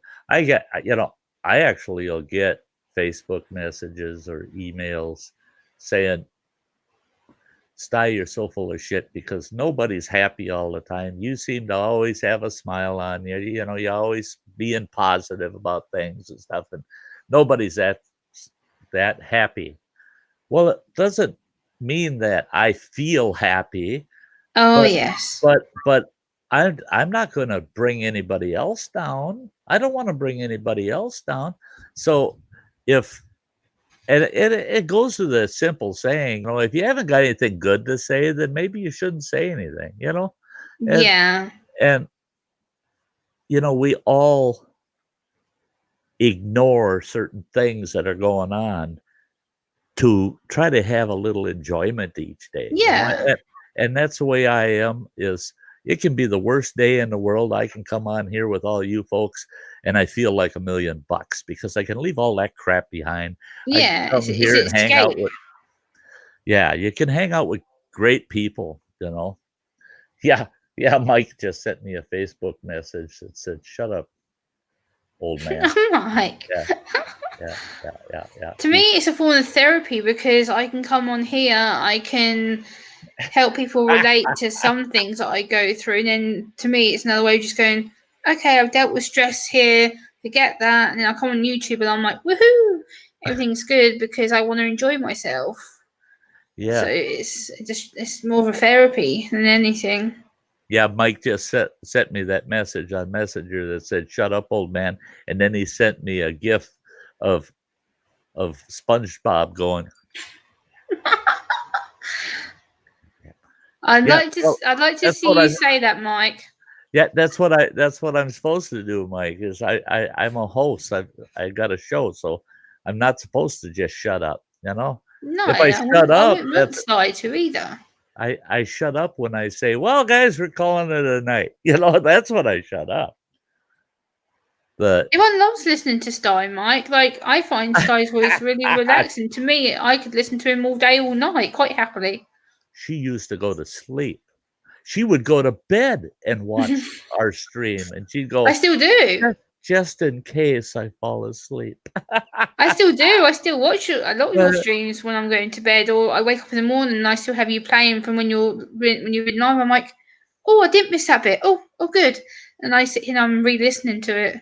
I still do that. It helps me a lot, especially my sleep, because my sleep is patchy. Oh, Dorito, that's funny. It helps keep me busy, so my wife don't. I'm lucky I'm single because I can just sit here and do what I want. A lot of Sty's videos I do use as a way to keep myself chilled out. Like if I'm having a bad day and I see that Sty's put a video up, I'm like, oh, good video. So I sit here and I'm just like, ooh, my drink and my snack, and I sit here and relax to his videos. They're very calming, so it's a very good way of calming down for me. So good. I'm glad that it works. It is, Bradley. You should try it. It's a way of. It's a natural. It's like instead of having what I used to have, like my melatonin medication, it's replacing my medication. So it's like instead of having my medication, oh, there's a video. Oh, there's a stream on. Put my headphones on, sit here, and I'm like, quiet. Yep. Hey, Play-Doh Chuck. He says, hello. I was going to say, Chuck. Now he says, hello, Granny. I was going to say, Chuck, you've been here already, and you said hello. Yeah, you said hello a few times, Chuck. Hey, look at this guy. Yak. Yeah, and then he left. That's Mike. That's Mike for you. Yak. Yeah, he does it to tease people. Oh yeah. We have fun when he's having fun. Get up here and tease me, Mike. I dare you. And you do the chat thing to me instead. Because I chat for England, as I'm told, apparently. That's it, Bradley. That's my problem. If it's not my stream, it's somebody else's. I sit on the couch. I turn my big screen TV and I sit on the couch with my mouse so I can jump around to people's streams. I sit there and I snack and snack and snack and snack. And it's like I'm in a movie theater for hours. Yeah. Bradley, the trouble is with me, like, I don't sleep very well because of my autism, and two, I haven't slept well in probably in months, but for me, it's a way of just, I don't miss you guys because of the time difference as well. So, like, with Sty being 6 hours behind me, and then the East Coast being 5 hours behind, usually I'm up, I'm like, oh, I'm either having breakfast or I haven't even gone to bed. So it's kind of, I'm up both ways. Right. There's a few streams from over in your neck of the woods that for me, they're like 6 o'clock in the morning. They start for me. Yeah. And, guys that are streaming at noon, 1 o'clock or so. And I want to watch them. And I'll set my alarm and then I'll get up and I'll go, oh, geez, I only got an hour and a half of sleep. I'm actually going to be doing a new stream, hopefully start next week. I'm going to be doing a Breakfast with Gemma, which is going to be a weekly roundup of all the disability, mental health news, and I'll review articles and stuff, and I might have guests come up. So I'm going to be doing that from 7 a.m.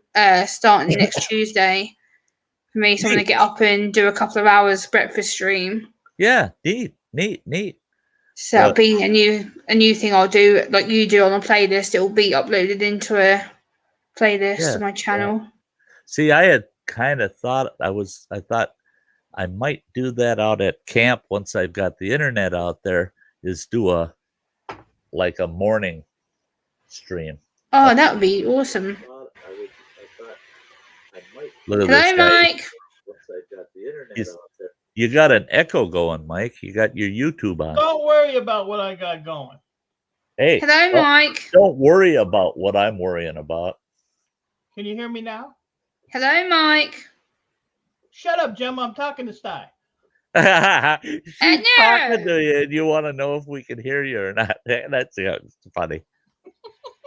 You character. Hello, Mike. Hi, Gemma. I kick your ass later. I'm sipping my tea. I kick your ass later, Michael.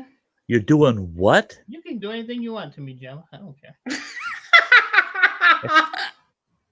I'm sipping tea. You're sipping tea? Gemma's up here. I gotta drink tea. Oh. As a British person, I don't drink tea or coffee, so I'm lame. Okay, I'm glad to hear that Samantha's not there because you're sipping tea. Mike, jeez, really? Trying to give you a seizure. Don't do that to me. Don't do that to her. You're gonna cause me sensory overload, you moron. You'll be all right. You moron. We'll just roll you around. You'll be all right. Hey, either be more on or less on. One of the two. Come on. It could be more off too. Yeah, more off. Yeah, it could be much more off. My mic is working now. Obviously, yes. Well, obviously, because we can hear you. Yeah, well, it was real low. Remember last time? Yeah. It's still fairly low now, but we can hear you. What? Can't hear you. I said it's still fairly low, Mike. I could, is it the microphone or is it the mic that's low? I think both of them. I don't need to put up with this shit. I can fix that shit. He dropped in the basement. Watch this shit now. We'll see how that works. There, now say something. Hey, Michael. I turned your mic up. I turned your microphone up Mike, for you. Talk to me. Can you? No. Mike, that's really agitating. Testing. Somebody kick Mike in the testes. Testing. As long as you're paying me. As long as they're paying you. There, see, you sounded pretty good. No. That's Yeah, Mike, please don't do that flashy screen again. That really does irritate me. yeah, there's a loose nut on the mic. Because when you go flashy, it goes from being on a black screen to all of a sudden flash, and then it goes. So whoa, okay. Chuck said that. I don't like Chuck anyway. What? That you're a loose nut on the mic? Yeah. I don't like Bradley. I don't like Granny. I really don't like Granny. Granny's on my nerves. I'm over Granny. Shut up, Mike. Show some respect. No. Have you been over grannied? Over, under, on the side of her. Oh wow. Yeah. Boy. Been busy. That's granny all over. Mm-hmm. How you doing, Mike? I'm alright. Not convincing me. I don't know what to tell you. I don't know what to tell you. Yep. I don't know what to tell you either. Michael? I've been busy. Yes, I figured that. I have seen you stream a few times. My shop computer crashed, so I don't have a computer down there, so I can't live stream. Oh, no. Oh, that sucks, buddy. I'm sorry. Let's GoFundMe at eWaste, Mike. No. Hey, you should be a master at doing that now. Yeah. Yeah, you did that. About 6 of them for people. 5 or 6. Chuck, I don't think no one could ever not like you, Chuck. You've been a decent guy from what I know of you. I don't think no one wouldn't like you. How long is the line? Because I don't like lines. You know? That's you'd have to stand in line to not like me. Stand in line. If I go to a buffet and there's 4 people in line, I don't go. I ain't waiting. Not doing it. Well, us British people get very good at queuing, so unfortunately we have to wait in lines. You have to line up to go in the supermarket. You have to line out to come out of it. You have to line up to go in other places. We're used to it. I get my stuff all delivered. You know, I asked a Walmart greeter yesterday they got 2 of them out front all the time now. And I asked him, what are you doing on that tablet? When I said, I notice every time I walk in, you'll take a look at me and you get on that tablet and you do something. I said, what is it that you're doing? And they said, we add you as a customer in store and we deduct a person every time someone leaves. But when we add you as a person, it's got mask on or mask off. And if we click mask off, then we have to say we corrected it. That we told you to put it on. I said, they're paying you to do this shit? I said, you know how many customers get past you with their mask on and they say hi and they go, and then they take that son of a bitch off in the store? I said, you guys should be walking the floor with that tablet, not sitting out here at the front door. There's a big sign that says you can't get in without your mask. Once you get in, I used the mask to get in, so I took it off. You know, I'd see them all over the store walking around without their masks. Mm-hmm. Yeah, I'm medically exempt, so I don't have to wear one. I have a lanyard that's in my bag that I carry around with me. So if someone goes to confront me, I'm like, read that. Yeah. So they can't do anything. Read this. Yeah. But again, saying that, I have been thrown out of 2 stores since I've had it, and both the stores are meant to be participating in the scheme. And one security guard and shop worker basically told me if I didn't get out, they'd throw me out. And another shop worker basically said to me that there should be no exemption to anyone, regardless of disability. I was like, I have sensory issues, I can't breathe, and I have anxiety disorder, which means I can't wear it. And it's, you know, and that's one person's opinion, and it's really none of their damn business. You know, if if you're exempted, you're exempted. What their opinion is does not matter. You know, Yeah. That's everybody's got an opinion, and some of them just don't wipe it properly. We got a corner store right down here. It's like 2 blocks away. I went in there the other day. Forgot my mask, so I did one of these deals. Yeah. He said, "You're good to go." Yeah. See, in Wisconsin, that's appropriate too. Yeah. They don't. I look like I'm Arabic, but that's it. Yeah. But then, you know, our banks here in town now have opened their lobbies, and they got the markers to stay 6 feet apart and stuff.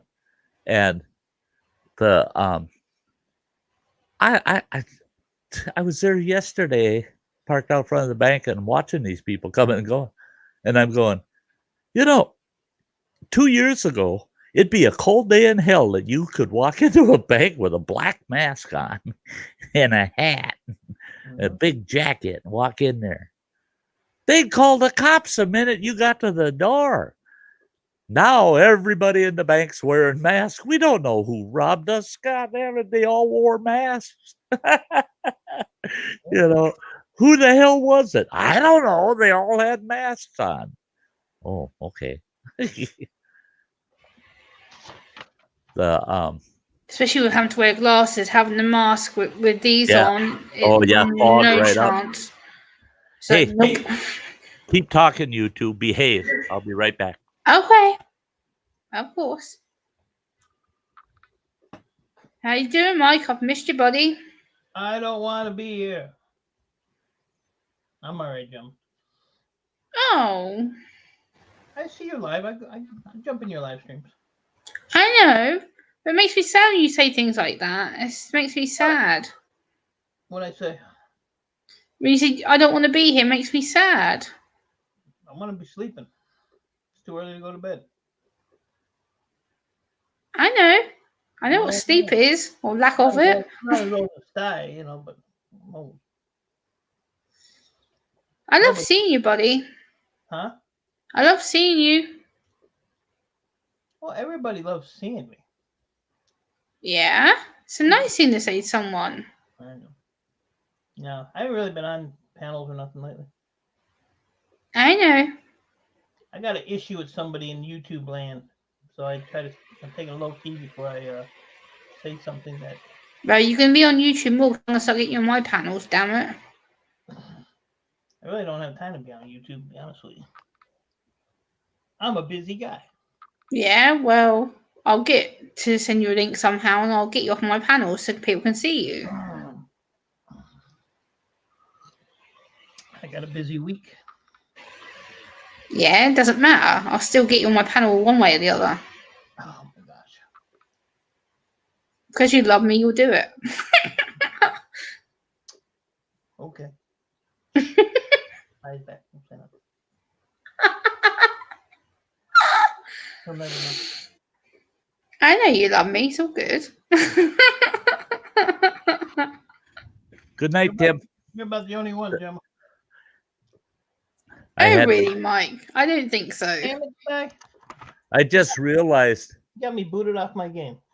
Oh, that's my fault, eh? Yeah. The reason I had to get up and run, I just realized, I got both of my windows in my apartment wide open, and I saw the temp, and it's 48 degrees now. It's not 73 anymore. So I was wondering, why is it getting chilly in here? Yeah, my windows are wide open. That usually does it. Yeah. I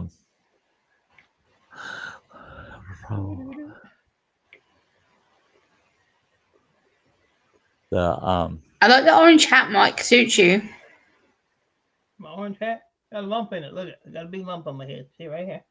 It's a big curved lump right there. It's just because where you folded it. That's called his eyebrow. He's a Neanderthal. We call that a beanie hat. It moves when he does that. We call them a beanie hat. So this is how intelligent our weather people are here. This is tomorrow. Gotta lower it. Lower it. Can't see it. Real feel Oh, 54, partly cloudy. Yeah. So you may want to take an umbrella. Yeah, because it's going to be partly cloudy. That and was the same weather's the UK. Welcome to the UK. It rains all the freaking time. I got a kick out of that. I would watch this movie probably 5 times, but the League of Extraordinary Gentlemen, and this guy's telling Quartermain, yeah, I'll see you in London, and he says, make sure to dress for an English summer. And he gets there, it's raining like hell, and yeah. Look at Tuesday. Whoa, that's blurry. Whoa. 80? That's Tuesday. Yeah, 80. Yeah. It's supposed to be in the low to mid 50s after Tuesday this week for us. My balls are gonna be sweating. Oh, sorry, Gemma. It's fine. Not really. I'm used to living among men. I used to live with my dad for 3 years. I'm used to how men talk about themselves. Just don't put them out in the sun there, Mike. I lived with a bunch of men for 3 years. I lived with my dad's best friend, and my cousin. Bradley. So I'm used to men talk. I lived with 3 men for 3 years. I'm used to it. Just go out in the backyard, drop my drawers, and let them air out. That'd be all right. Just let them air out. And plus, a lot of my family are male, so I've pretty much had no choice but to get used to male talk and male behavior. So I'm used to it. Yeah. This gal, I only dated her a couple of times, and I was smart to give that up. But she grew up in a household. Her mother passed away when she was like 10 years old. And it was her father, and 6 boys. And she was the youngest of the bunch. Oh, was she tough, man. Oh, you didn't want her to kick your butt because she could. Whoa. I watched her getting into brawls with her brothers, and they were just like, no, don't hit me. We can be feisty when we need to, us females. Like, a lot of people say, oh, you females don't know crap when it comes to being tough. Yeah, we do. Oh, yeah. I've seen a lot of stuff in my short time.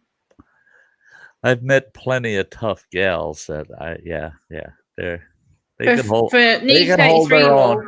People think I haven't seen nothing, but trust me, this Gemma has seen a lot in her short life. I've seen a lot of people be idiots and say stupid stuff. I'm like, yeah, and you wonder why I'm more grown up than you. Yeah, okay. Mike, he figures he sees idiots every time he comes on YouTube, Well, there's idiots everywhere, regardless if it's YouTube or elsewhere. I know certain things where Michael nod his head. Yeah. It just depends on people you hang around, though. That's the thing. You have to be hanging around the right people to make sure you don't hang around with idiots. Yeah. It's about trusting the right people. That's right. Which I've learned in 6 years of being on the platform. Yeah, I was surprised. You, beautiful bunch of people. I was surprised. I was looking at mine. I believe I'm coming up on 6 years now. 5.5 years, I guess. Yeah, because I got to meet you when I was at nearly the beginning of my channel, Sty. So we've known each other quite a long time. Yeah, it's been a long time. I was just looking back at how my live streams have changed in the last 2 years, because I've been doing them now for 2 years this month. Oh yeah, yours have changed massively. Yeah. My first ones, I'm looking at people in the chat, and I love it. I'm seeing those people here tonight. I mean, I can't believe it. Has it been that long? 2 years? And that's when a lot of them showed up, was in the live streams. I hadn't seen comments on videos from some of them before that. They found the channel through the live stream. And I'm like, oh my God, it's been 2 years. And then I saw some names. I went back and watched my earliest videos, and I'm going, Oh my God, they've been watching me for 5 years, man. So that's pretty cool when somebody It's because stuck you're very around that long. enjoyable and you're very relatable. Some of the topics that you talk about and the live streams that you do, people learn life skills. Like I've said to you before, for me, I've learned a lot when I've gone out camping. I've learned to do things that I hadn't done before. I've learned how to join in with cooking things, how to go and get firewood, how to go and do basic things that I didn't know about. Whereas now, I'm like, oh, remember when Sty said this? Remember when he did this? And I'm like, oh, I can actually fish now. I've got my own fishing rod, my own fishing license. Whereas before, I wouldn't have dreamt of doing that. Whereas now, I help get the hooks out of the fish's mouths, and like me and my dad will sit on the bank and we're like fishing and chatting, and it's because people like you that helped me to learn that. So without you, I wouldn't have done that. That's great. That's great that you're getting out, you're doing some things you haven't done before. That's it's just good for you. Just good for you. Yeah, I love camping. Once I get out there in the next couple of months, yay, I'll be doing some more videos for camping when I go out. I would have threw you in the water to see if you could swim. Huh? I would have threw you in the water to see if you could swim. Shut the hell up. Chuck, the only one that I can think of, I wasn't shooting a couple of pistols. I was shooting one pistol, and I had my AR-7 Survival 22 that I did. And answer, Mike, no, I can't swim, so you'd be lucky. Well, now you ruined that. Now you ruined that, eh? So my swimming is crap. People from when you started there, and they're still here. Them people ain't got no lives either. Obviously, I mean, yeah. Well, because they know talent when they see it. If I'm their only way to get out, I guess it's something, you know. Yeah, I'm glad I was able to provide the service. You know, gave you somewhere to go. We watch people who have talent. That's like Sam in my theme song. You know, everyone, we're all just people looking for somewhere to go. You know, and we come here, and then Mike tells us where to go. And yeah, it's. Mike loves everybody, really. He plays off that he doesn't, but Mike loves everybody. I see him in so many streams I lose count. Not everybody. Not lately. Not everybody. Well, most people. Let me rephrase that then. You love most people, Mike. I'll tell you this. I've gotten rid of about 20 people off of YouTube so far. I'm tired of people's shit. Yeah, Chuck, it was a couple years ago or more. Yeah. Well, I appreciate your support and friendship, Mike, because I know you do a lot for me. You've helped me out a lot. Oh yeah. Yeah, Mike's my kind of people.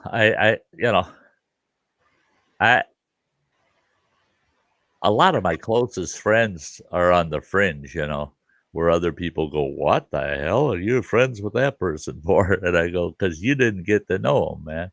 That's your problem, not mine." I just because we all learn from each other. I like real people, man, that aren't fakes, you know. Yeah, Jimmy C was live the other day, and you know, every time I go in his chat, the first thing I put in capital letters, "Fuck you, Jimmy." I don't care who's on the panel. Yeah. Spirit told me that to your face. He said, "I only charge you $30." That's right. Yeah. See? So I put $30 in his PayPal, and I said, "Here, I'll save you the problem." Yep. Now it's covered.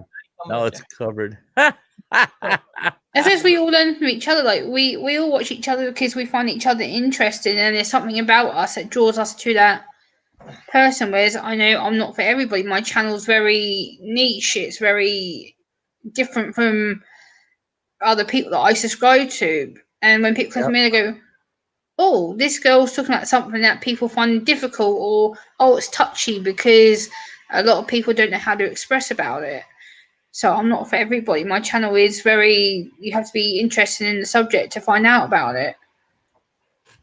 Well, that's it, you know, and the thing is for some people, the topic may not affect their daily lives or anything, but they're interested in just learning something, you know, learning something new, something they didn't know, and have a better understanding of something. And that's it, is a lot of people don't realize that you know, you might have a specific niche, but you get an audience, you get people that are just generally interested in what you're doing. And that's it. Is I think that's why our channels end up being so diverse. I mean, it's funny because like when Mike's streaming, you know, he'll have a couple of guys on the panel, you know, and they're all scrapping at the same time and giving each other grief and shit.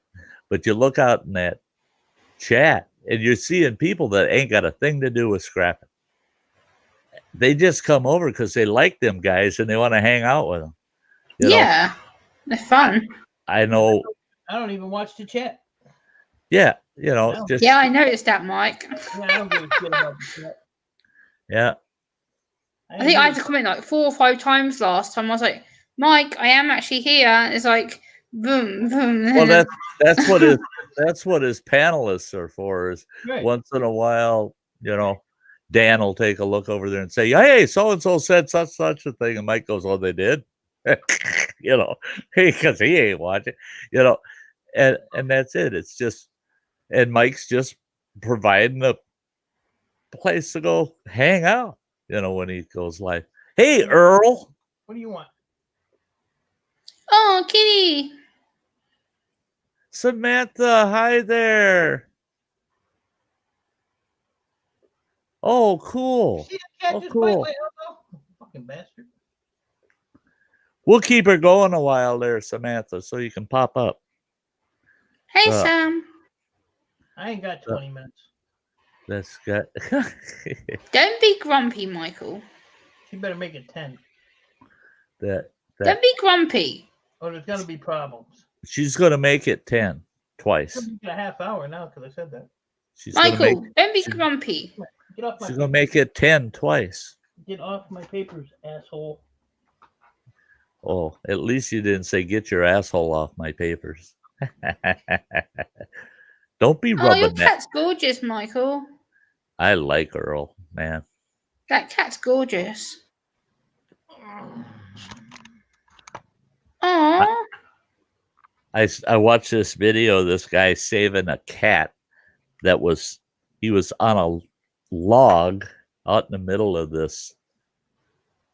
It looked like a big pond or something. And that cat's out on the log and he's all soaking wet. And every time that cat tried to move, that log would start to roll and the cat would try to get his balance again. And this guy swam out there to save the cat. Well, he saved the cat, but he found out the hard way. Cats are not easy to save in the water because the minute he got there and took that cat, he put it on his shoulder and figured, well, the cat will ride on my shoulder on the way to shore. Well, his shoulder's not totally out of the water. Well, the cat didn't like that shit. So the cat climbed on his head and just clawed on, and he's hanging onto this guy's head. And this guy's swimming as fast as he can to shore with this cat latched onto his head. And I thought, oh, that's too damn fun. I wish I would have been there to see it in person. Nice. Yeah, he managed to get the cat to as soon as he got close enough where the cat could jump off his head onto the shoreline. The cat did. He jumped right on the shoreline, but that guy had blood running down his face from the cat clawing him. I thought, yeah, you should have wore Mike's hat before you went out to get the cat. Now he's playing with the cat. That damn back scratcher, you know, Dollar Tree always has them things until I want one. Sold out. Go to Walmart. Sold out. There, nobody in town has a back scratcher. Really? So I had to make my own. I was going to say, send me your address. There's a shop local to me that sells them. I can send you one. Oh no, I'll find one. I made one. It's across the room. It works just fine. And yeah, it was just that I wanted one like he's got that Dollar Tree has. And you want this one? Okay. No, that's a cat scratch. That's for cat scratch fever. Did you That's get for cat scratch fever. I threw it at you. Did you get it? Yeah, I get it. Hey, Chuck, Aw. you have a good night. Take care, Chuck.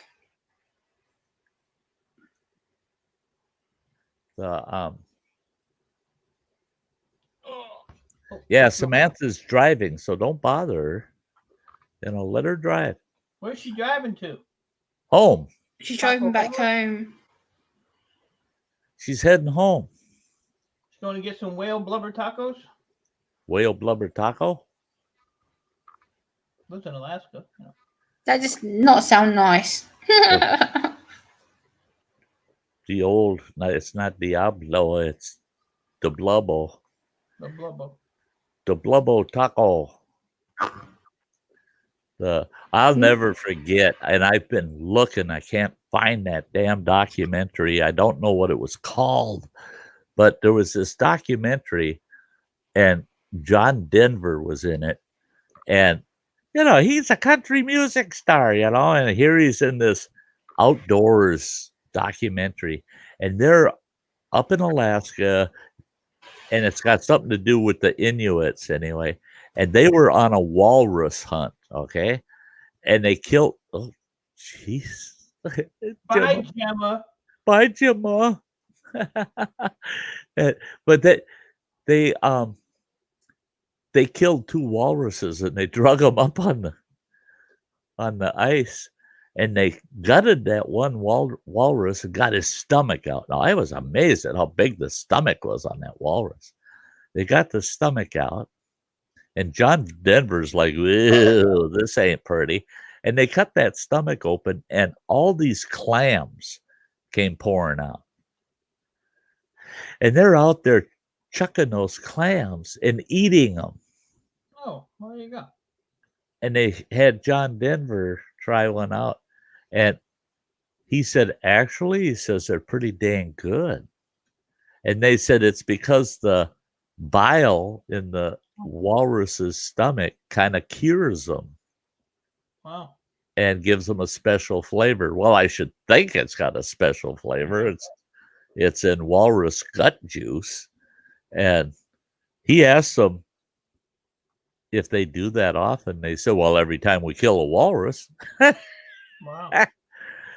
But that documentary, then they showed down in the water these walruses, how they eat them damn clams. I thought their tusks were just, for fighting, No, they take them tusks and they rake back and forth on the sea bottom, and it turns all the clams up out of the sea bottom, and they're eating the clams. Oh. And they're using their tusks back and forth to get those clams to the surface. It was pretty cool to watch, but watching John Denver, because, when they open that stomach up, it's all just green, juicy, icky looking stuff with a bunch of clams in it. And old John Denver, he ate one. Yeah. And it was funny because those Eskimos, they're laughing and looking at each other. Here, eat that. And finally, he ate it. And they're just like, oh, yeah. Damn fool. We only eat it because that's all we have. But come on, get up there. Up. But that's one of the risks when you're eating in a culture that doesn't have McDonald's, McDonald's. Yeah, we got McClam juice. What do you want? Back scratching is done. Go find something. Yeah, we don't have a lot of folks in the house, but I want to hang on tight for, Samantha. She gets home. It'd be nice to see her today. Haven't seen her today, so. What are you doing? We'll look at him. He wants this back scratcher. That's it. He likes this thing. Look. Yeah. It's like, yeah. Use it, he's saying. You use it. Here, I'll hold it. You use it. Oh, you're a pain in the ass. That's right. I ain't in the mood for you, cat. I'm not in the mood for you. That's I'm in the mood for this freaking idiot today. I haven't done nothing in like 2 days. No, No. Playing this video game. I got shit to do tomorrow, though. I got a lot of running around to do. I was That's supposed what. to do City Hall shit Friday, and I'm calling. Oh, I forgot it was Good Friday, so they were freaking closed. Oh, no kidding. Hey, Ingalls family, that's great. Thanks for hanging out with us. Yeah, that's been me lately. Lots of running. I had a full shopping list of everything I got to get for camp, and every couple of days I run out and get a few more items that are on the list. And yesterday I planned on spending $50, spent $250. Yeah, I heard that. That's easy to do. Yeah, it happens. It happens. I don't like it when it happens when I don't see it coming, but yeah, it happens. I got a guy building me a workbench. Get rid of my table. So. Oh, to get rid of your table downstairs? Yeah, I'm just gonna get along. He's gonna build me a 8 foot, 36 high, 8 foot long, 24 deep. 2x8. That's a good work surface. Well, it'll hold a lot of weight. Hey, James. I can stack a lot of shit on it. Yeah. It's just more space to stack stuff on. Well, I got 2 tables there, so I want to take the tables down. The one that the one I work on. I want to get rid of that. I want to get rid of the table that's behind me, and maybe put that bench. I don't know, either against the wall, and then if I ever do find it'd be the front of the house. If I ever get up there, then I have a big metal, like a 6-foot metal bench there. Oh wow! I can put those tables back there or something. I don't know. I was surprised. That was a week or two ago. I ran into this guy that he says to me, he says, "God, you remember when you had that garage sale thing going on about 4 years ago?" I said, "Oh yeah." He says, "Remember?" He says, "I bought a black powder gun from you." I said, "Oh yeah, I remember that." And he goes, "What else did I buy from you?" And I thinking. I go, "You bought that big ass desk that I got from an Air Force surplus sale. Came out, it was a military desk. And that devil was 3 feet deep, and it was about, oh God, had to be at least 6 feet long. And it took 4 guys to lift and carry that damn thing. 2 guys couldn't do it. You couldn't get it up in a damn pickup truck. The thing had to have weighed 300 pounds or more. Wow. And I said, "Yeah, you bought that damn desk. What did you ever do with it? Haul it right to the scrapyard?" He goes, "No, that sucker's still in my garage. That's the best damn workbench I ever had." He says, "I drilled holes in it, mounted a vise to it, and this to it, and that to it." He says, "And that it's got like that thick rubberized top, but it's steel underneath it." He says, I can't hurt the thing. I can beat on it all day. And the drawers are perfect for tools. Ooh, wow. That's nice. He builds them from scratch. That's nice. All different shapes. So, it's got you can put the totes underneath it. Right. So. Cool. All shapes, sizes, and prices. Oh, wow. And building material is ridiculous to buy. So. Yeah. Actually, cheaper to pay somebody to build that than for me to go out and get all the material to do it. Right. And then you got all your time invested too. Mm-hmm. But he wants like $300 for that one. See, and that's the thing is, yesterday I bought this really nice, it's 2x4 foot folding table that adjusts up and down 21 to 26 inches. It's perfect. It'll fit right in the nose of my trailer. And it'll hold my monitor, my computer, my keyboard. It'll even hold my CPAP machine. So I was going to build a wooden desk in the front. I went and priced to get any furniture, close to furniture grade plywood. No way in hell. I bought that table for $32. It was going to cost me $68 just for the materials to build a desk in the nose of that thing. I said, no, I ain't spending that. No way in hell. I'll buy plywood, that. Plywood here is almost $40 a sheet. Right. That's untreated. And the plywood I was looking at, because it's got one good furniture grade finish side, they wanted $42 a sheet. Yeah. And then I told them, I said, well, can you rip that in half for me? So I have 2 4x4s. And they said, sure. That's another $5. I said, oh, bullshit. I said, God damn it. You know, that's one problem, having a 5.5 foot box on your truck. Hauling that 4x8 sheet of plywood, you got over 3 feet of it hanging out the ass end of your box. Yeah, my buddy's got the same Ford F-150, and it's the same thing. Yeah, got the short box. If you're hungry, you can go on Marketplace and get some chicken gizzards. Only $6 a bag.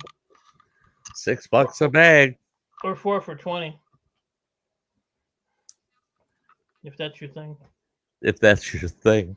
Not that much of my thing. If I'm going to get chicken gizzards, I'll go down to the corner store down here and get some fresh ones. And I'll just get maybe a half a pound and fry them up. Get you some gizzards. Some gizzards. Hey, Dennis, Canoe Hound. Come sneaking in here late like that. Yeah. Dennis. Yeah. I can't. Oh, chicken livers. Yeah. Oh, shit. Yeah, I can sit and eat those like popcorn. I can't stay on here terribly late. We'll stay on until Samantha gets home and then spend a few minutes with her. And then I'm going to have to cut out. I got to shake it out real early tomorrow. I got some things I got to get done before my packages start arriving. I've got 8 packages coming from Amazon tomorrow. I thought for sure they weren't delivering tomorrow, but they are. Why not? Because Easter Monday. No such thing. Where the hell do they celebrate Easter Monday at? Federal programs, the tribes, all the tribes. I worked with 5 different tribes, but 2 of them I was actually on their payroll. Wasn't contracted, I was on their payroll. But those 2 tribes, you got Good Friday off and Saturday, Sunday, of course. Then you got Easter Monday off. So it was a 4-day holiday for Easter. Well, I'm taking tomorrow off then too. Okay. That's good. You're going to be tribal for tomorrow, eh? Mm-hmm. Yeah, it was a good, non-eventful Easter there, Dennis. Mine was good till I came up here. Oh, did we wreck it for you?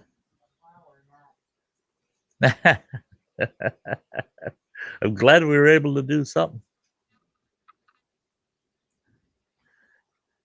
It was a good Easter until I got up here and found out it's just a bunch of rotten eggs. Yeah. Kimberly. Somebody's birthday's tomorrow. I don't remember who it was though. Yeah. I wonder who that was. Mm-hmm. I'll make sure I stay off of Facebook tomorrow. Tell anybody happy birthday. Somebody by the name of Kimberly, I think. Yeah. Kathy's back. Hi, Kathy. We've gotten a birthday notice now for the last few days. Count it down. It's gonna be hang around, guys. Samantha's going to try to jump up here with us as soon as she gets home. She should be home here in another 5-10 minutes. Ain't nobody got time for that. People got to go to work in the morning. People got to go to bed. Well, for those of us that don't. Lucky bastards. No, actually, I should have shut down a half hour ago. But, tomorrow's going to be a damn busy day. I only got 4 things I got to go do. Tuesday's another busy day, too. Oh, looky here. There Hey, she is. Hi, sweetie. how's it Oh, going? asshole.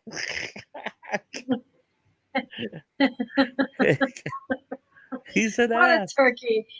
Yeah, yeah. He's a He's so nice. Easter turkey. I say she still has her stripper hair. That's a good thing. Hey, that's a fresh do there. That's Yeah, that's these aren't as tight as the last ones were. still looks good. I like it. Nazi. Looks good. Hey, Dennis. Hey, everybody in the chat. What's up, people? Happy Easter. What a day, man. I made two bunny cakes. Yeah, I made 2 bunny cakes for 2 different gatherings. And I'm exhausted, yeah. To say the least. It was crazy. I didn't get no. Where's my bunny cake? Yeah, I'd like a Playboy bunny cake. That'd be a good one, man. I took pictures. Well, I put one on Facebook. I'm sure you saw it on the story yet. area. I want a Sam body print bunny cake. There's one on my Facebook story. All Kathy, back into the Granny. When do I start at camp? Well, hopefully this week I'm going to find out for sure. But I may be able to actually go to camp, if all goes well, actually be out at camp either April 30th or May 1st. But I don't start my duties until the 21st of April. You said duty. I think I got them convinced and let me be there a few weeks early just to get settled in but this week I'm going to find out what all we got to finish doing. They need a copy of my license and proof that I'm insurable. Well, that's easy. I show them my insurance. I'm insurable. So they can issue me a truck, and then I got to do some paperwork for the equipment that I'm going to have and blah, blah, blah, blah, blah. And Sam's stripping. but she's stripping.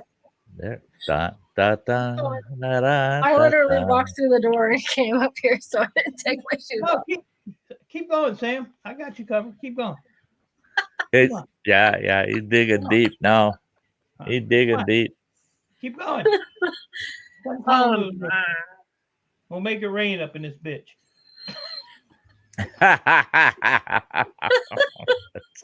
oh God. Oh man. That's all we get is your shoes. For now, yep. Here's 20. I do better than that to get the big boys.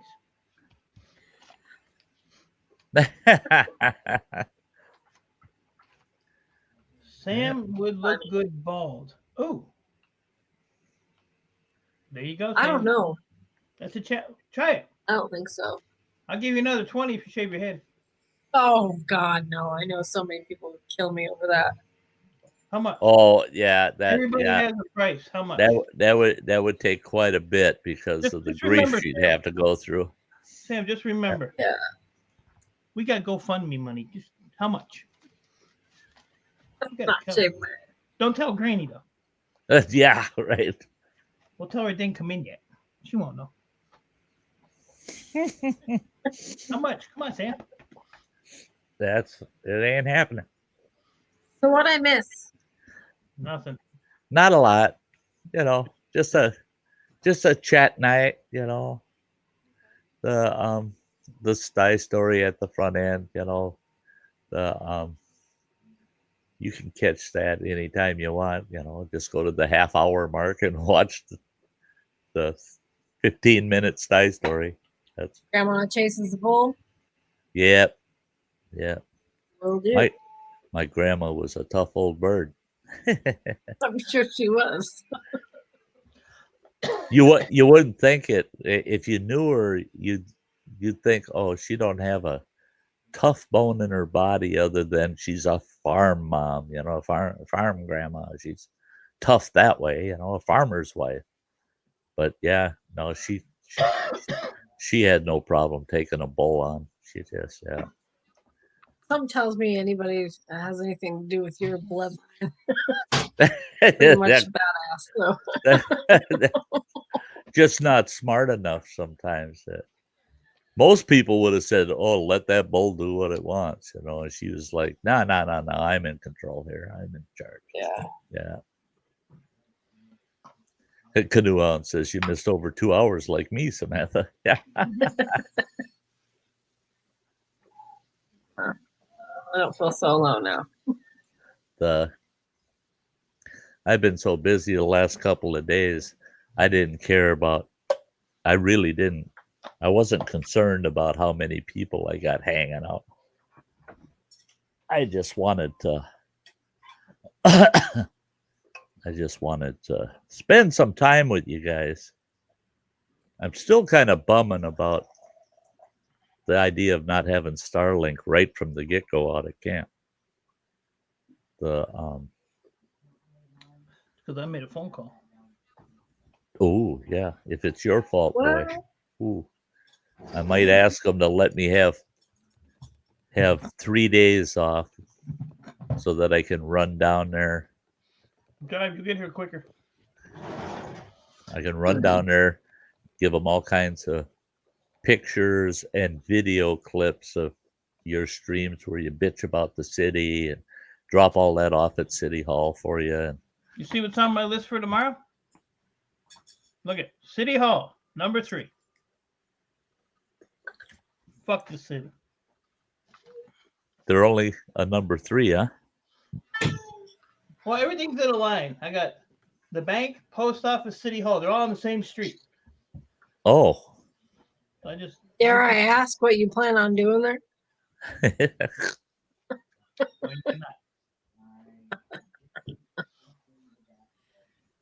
None yet. You're no fun. Yeah, I could tell you. Paying for permits. Oh, okay. I tell you what, they got to be hard pressed to permit you to do anything. I mean, don't give that guy permission for nothing.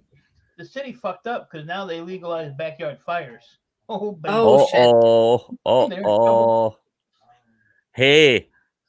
You ever see a flat screen TV burn? Oh. TV.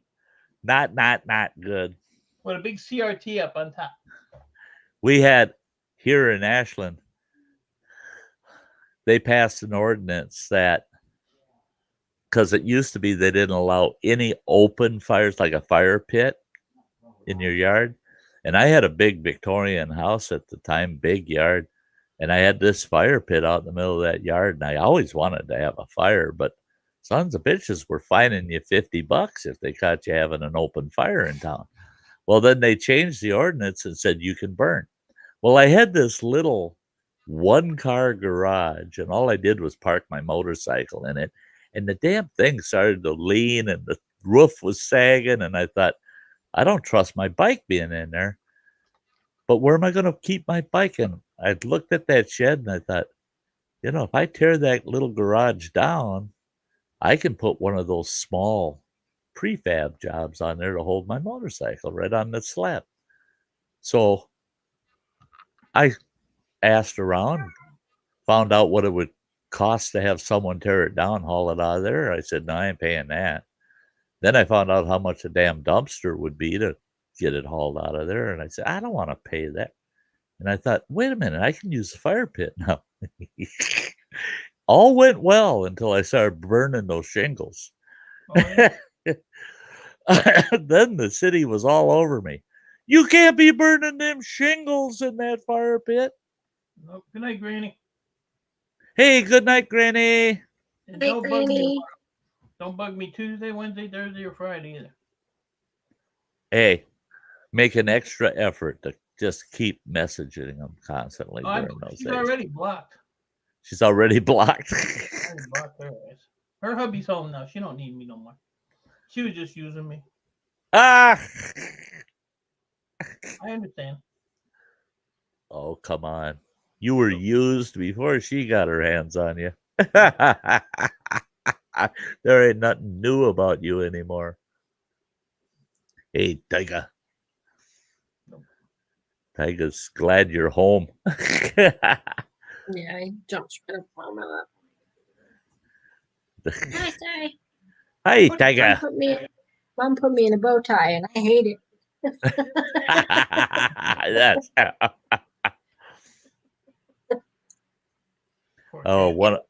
my ex-wife. She saw a video of somebody walking their cat down the sidewalk with a leash on the cat, and she goes, "I'm going to take our two cats out like that." So she goes pet store, buys these nice, cute little leashes, and she hooks those leashes up on them two cats at the front door. She didn't even make it down the damn sidewalk, and she had wild ass cats flying all over them. They're freaking out, you know. We're on it. We're tied up to something. She come dragging them cats in the house, screaming. She's all scratched up, and I said, "The cats don't know what the hell a leash is." I said, "But they look so good with their leashes on." I said, "Well, I wish the hell we would have had a camera going, because that looked pretty good. The cats climbing all over you and biting, and the leashes were all tangled up, so the cats couldn't get away from each other. So they're just beating the shit out of each other, and she's in the middle of it." Yeah, that's cool. Yeah, we used to have a cat used to walk on a leash. Neighbors used to look at us like we were nuts. Yeah, if you get a cat on the leash and you're not yanking on it and you let them get used to it, they seem to do okay. You know, and I told her, you just can't take them out there for the very first time. And both the cats were like 4 years old at the time. I said, they ain't gonna like that shit. I guarantee you, they've been free for 4 years. Yep. Wow. Yeah, I don't think Tyga would handle the leash very well. He probably. What are you doing to that cat? I didn't let him down. He wanted down. Jeez. Yeah. He got out last night, and like 3 a.m, I hear like freaking cat fight outside my house. Right, so they bang up against the house, and I'm going, there goes that collar. I just knew. So this morning when the daylight hit, I went out there and I found it right against the house. There's this collar popped right off. They were fighting so hard. Oh boy. It's one of those ones you got to push hard to get the clasp to open. They were scrapping. She basically let the cats fight to the death because she wasn't going out till it was daylight. Not true. Yeah. You get in the middle of a cat fight, you're asking for it. Yeah. It's always fun to watch. You know what's funny here? I have 2 cats on the porch, and then we have a family of skunks. We got a raccoon. We got possums, and they all night. You can go out there any time of the night, and they just all mingle together. It's hilarious. They don't. Now in the daytime, the cats are chasing the squirrels and the birds and people. But the nocturnal animals they get along with. It's crazy. Yep. You sit on my porch at night, the damn skunks will come right up on the porch looking for cat food. It's funny as hell. Out at camp, I had a resident skunk that always come snooping around and would hang out around camp, and people would freak out. "Oh my God, there's a skunk!" I tell them, "Don't. No, we call him Harry. Don't mess with him, and he's fine. You know, he's just checking stuff out. He's looking for a snack. You know." But we had a porcupine that loved to go in my wood shed, and he'd get up on top of the wood pile and sleep up there. And I'd send somebody in to get a couple armloads of wood. They come running on. "There's a big ass porcupine in there." Porcupines don't attack people, for Christ's sake. You know, just don't touch them. You know, unless they feel threatened. They just chatter a lot, make a lot of noise, but it was so funny. I'd have campers go in there. They start loading an armload of firewood, and then he'd grab a piece off the top, and that porcupine would be up there snoozing, and they bump him with a piece of firewood or something, and he'd just start chattering, and he'd fluff all up at them, and they come running out of their firewood flying all over. There's a big ass porcupine in there. It's after me. I just laughed my ass off. And Senior had the stupidest friend. She thought she was gonna get out of the truck and go chase this porcupine, get some quills. She's trying to chuck little pebbles at it. And I was like, dude, you're gonna get got. You might want to do that. And she's like 3 feet away from it. She's chucking these pebbles, and all of a sudden, right in her freaking shin, she gets quilled. I told her, I was like, quill. I told you that shit was gonna happen. I used to always carry 4 burlap sacks in my truck. Every time I'd see a porcupine, I had people pull over. What the hell are you doing to that porcupine? That ain't nice. What are you doing? You take a burlap bag and you see a porcupine, you chase them down and harass them, and they'll turn and face you, then they'll turn their ass to you, then they'll turn and face you, and they'll turn their ass to you. So when they turn and face you, you throw that burlap sack on them and give it a yank, and they'll turn around to run, and you look at that sack and it's just full of quills. And and people told me I was nuts. Good night, Dennis. But I told him, I said, I'm not nuts. Every porcupine I find, I get about $25 for the quills I harvest off of it. And it doesn't hurt the porcupine. It doesn't hurt them. So I was collecting quills all the time. And I had guys that go to reach for something in my pickup box. And I go, whoa, be careful back there. That thing's full of porcupine quills back there. You know, there's bags covered with them. Yeah. Hey, Rebecca. Hi, Rebecca. Good to see ya. Good to see ya.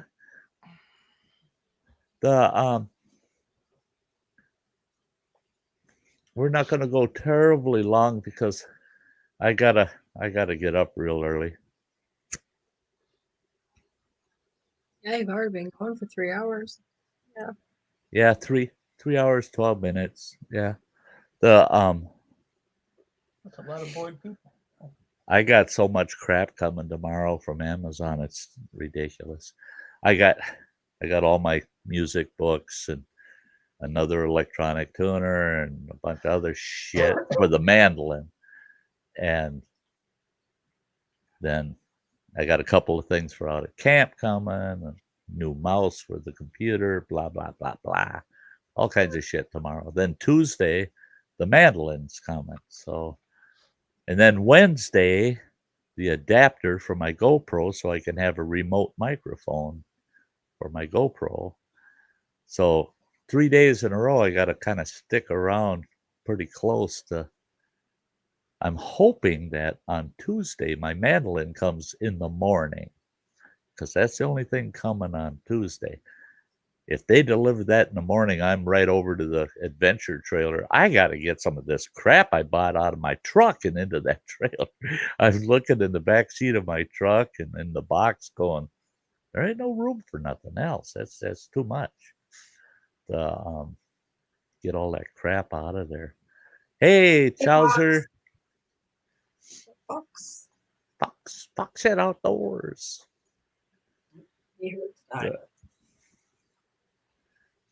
Just didn't want to be inside today. The weather out was just too nice to enjoy after a boring work day. Yeah, there you go. Hi, Lizzie Ann. Hi, sweetie. Your best friend. Is that your best friend? Hey, Chase.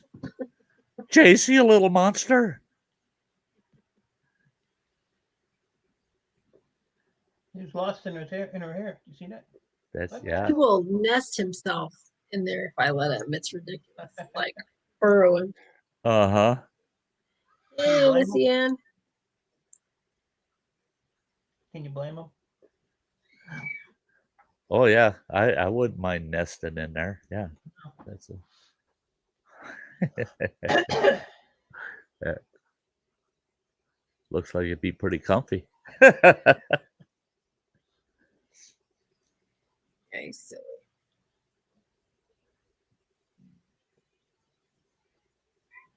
Oh yeah. Oh yeah. God, it feels like I ain't got any time left at all. Frickin', I know April's gonna fly by and I'm not gonna be prepared. I'm just pissing me off. Yeah. Keep doing 4-hour live streams then. Hey, the Crazy only how reason quick it goes by. the only reason I'm doing long live streams is because the month of May and half of June at least, I'm only gonna be able to do one live stream a week.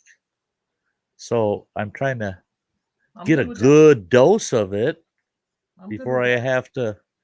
Basically, I'm going to be going on a live stream starvation diet here. That's awesome. That's When awesome. does that Listen start? to you. When does that start? Next spring. Oh shit. Well, Yeah, let's see. And my sisters were making fun of me tonight. They were calling me Cindy Lauper. Oh, really? Oh God, it was funny. When I walked in my Night, sister's Kathy. house, my middle sister, she goes, "Holy 80s." And then my older sister walks in about 40 minutes after I did. She goes, "What's up, Cindy Lauper?" And they all start laughing. So they're all calling me Cindy for the rest of the night. I was like, "You guys suck." You just tell them. The girls just want to have fun. That's all you tell them. Girls just want to have fun, man. Night, Kathy.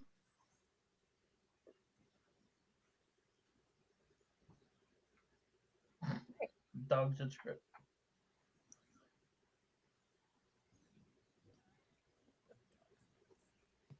Crazy. Crazy. Oh. Chase has got it made. I mean, Yep. oh, yeah, yawns. Yeah. He's spoiled. Spoiled. Look at him. Look at him. He's, yeah. Oh, I'm in the hair. Cuddles too. It's funny. He like. I'm in the hair. I've Yeah. never seen a dog cuddle the way he does. It's funny. Yeah. Yeah. When he lays his head and snuggles up to you, it's just like, yeah. Thanks, Rebecca. I'm not going to be on much longer. I'm just kind of watching the time. I want to make sure that I 10:17. kind of have the opportunity to get 6 hours of sleep tonight. It's going to be a long, busy day tomorrow, and then I got my Sty Time show tomorrow night, so Oh, jeez. so that hour's taken up. That adds up to about 2 hours. I like your stay time because I come in like the last 5 minutes. There you go. Makes the hour a whole lot shorter. I bet it does. I bet it does. Actually that new show, Sty Times, I'm pretty happy with it. I get about 60 to 70 views during the show, and then it'll run itself up to about 90 views after the show. I get a lot of after show watch time. I don't know why. I think it'll be a blast. So I get Starlink out there at camp, man. It's going to be a blast. I can stream when I want. I was thinking that if I got Starlink out there, I'd do a morning show, a live stream, just, if someone wants to come on the panel, whatever, but in the morning. Now Sam wouldn't be so keen with that because if I do the show at 7 o'clock in the morning, 8 o'clock in the morning, we're talking 4 or 5 o'clock in the morning for Sam. She's like, bullshit. That ain't happening. I'm up by 7 usually, but yeah, any earlier than that, nope. But yeah, I thought, I could do morning shows before I go do my camp duties, my camp rounds,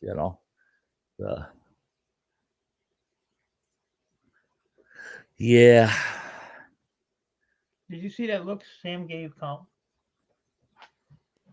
He's sitting there hammering on my keyboard, I heard. and he's doing it just to get my attention, you know. Yeah, it's Starlink. It's Starlink. Shelter. Skynet. Yeah. Oh no, Terminator. Yeah. The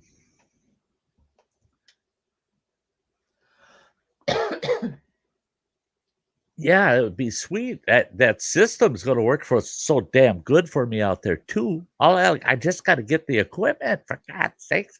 And I got the perfect stump.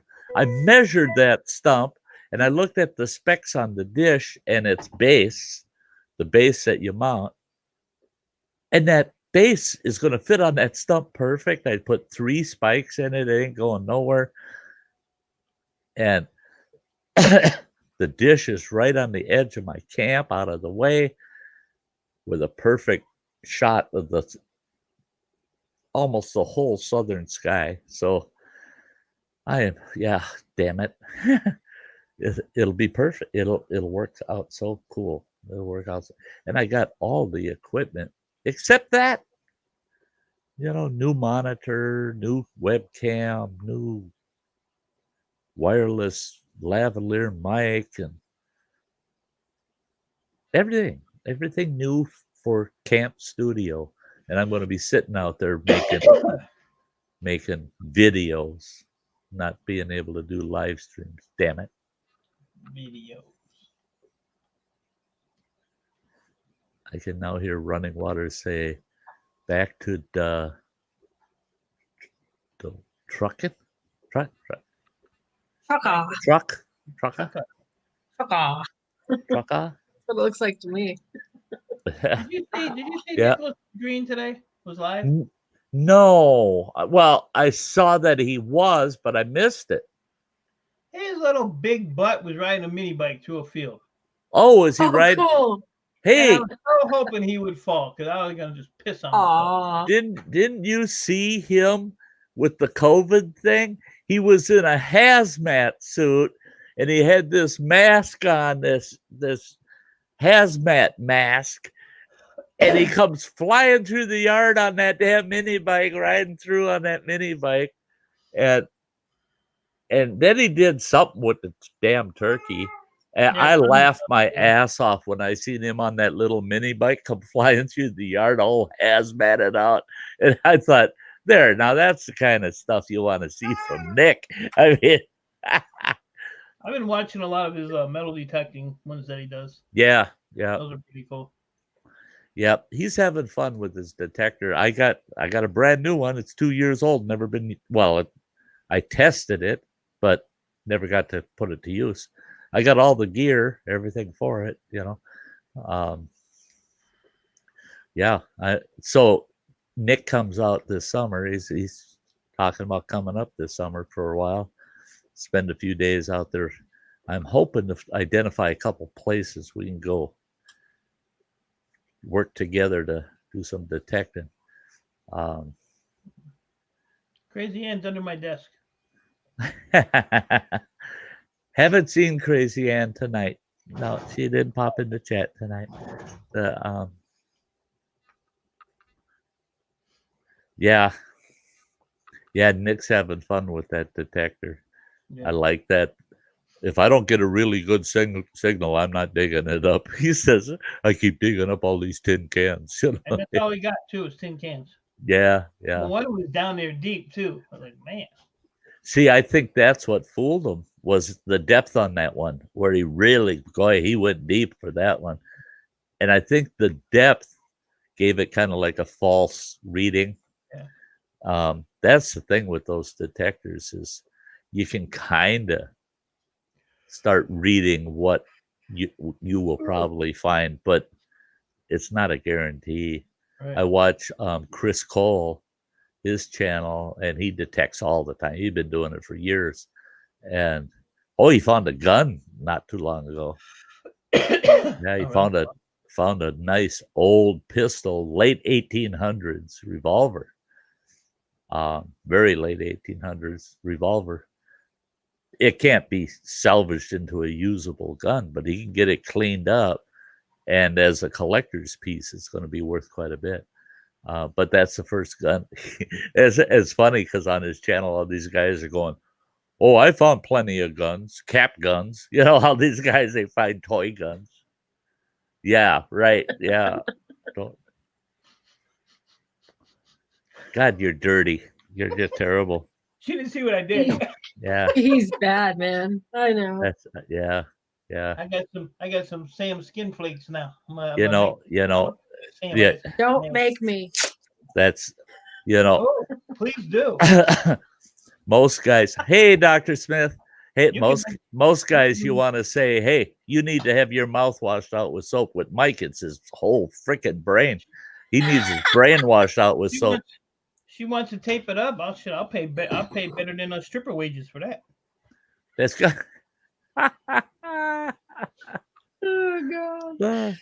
I'll bring some Gorilla tape because I don't want to get out. That masking tape, that's nothing. She started it with the tape. Look at her.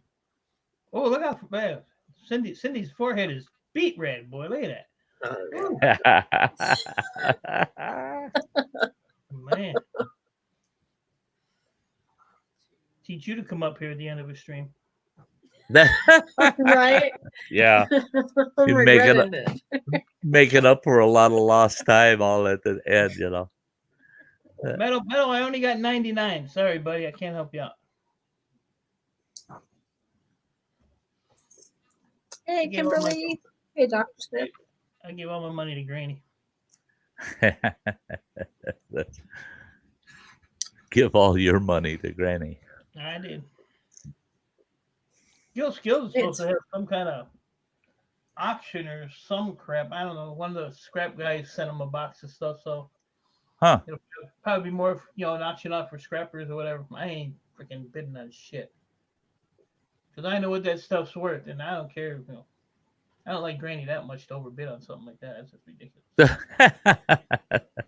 Hey, Monica, good to see ya. Hey, Monica, what's up, woman? Happy Easter.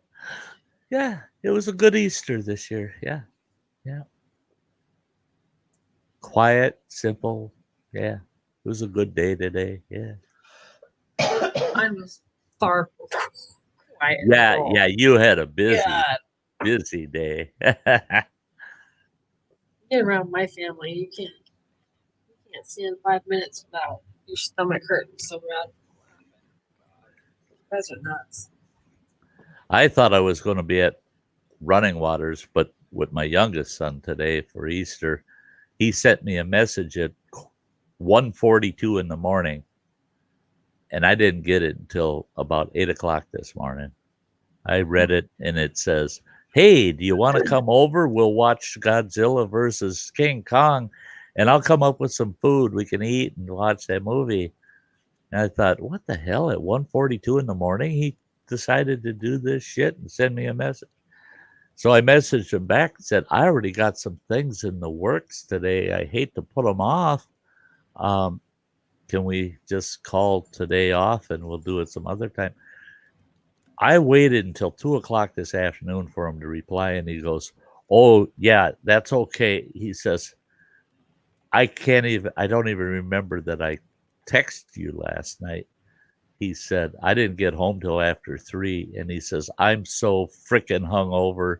He says, I'm vegging on the couch. I ain't watching no King Kong versus nothing today. I told him, good, you recover. And I'll just have a nice, peaceful day and get what I want done, Yeah. It was a good offer the kid made, but yeah. At 1:45 in the morning, oh, I'll have Dad come over tomorrow and I'm drunker than shit, Yeah. Thanks a lot.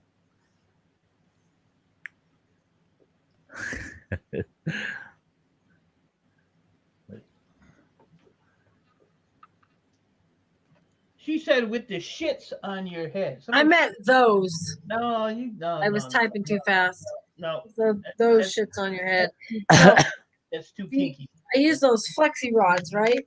And you kind of Yeah. look like Medusa once you're done. It's kind of scary. It looks like snakes are in there. Yeah. You can't sleep with that stuff in your head. I kind of tried to prop up, and nope, didn't work. Can't lay on them for nothing. Not comfortable. Those rods you're talking, those are the ones where They you bend, curl yeah. and then you bend them over, right? Yeah. My ex-wife had them things, and they're kind of long, you know. And she got madder than she had. Each color was a different size or something. She had like blue ones, green ones, yellow ones, blah blah blah. Well, she walked in on me and two of my little grandkids. The grandkids at the time were like 4 and 5 years old. You should have seen the neat shit they were building out of those. I mean, she come in and the living room's just full of all these figures and stuff they built out of those things. Yeah. Oh, she got madder than hell. She goes, "What are you doing? Those are my hair curlers. You can't be." I said, "Is that what they are?" Oh, I thought you bought a whole set of these things for the kids to play with. Oh, she was madder than shit at me. I mean, That's funny.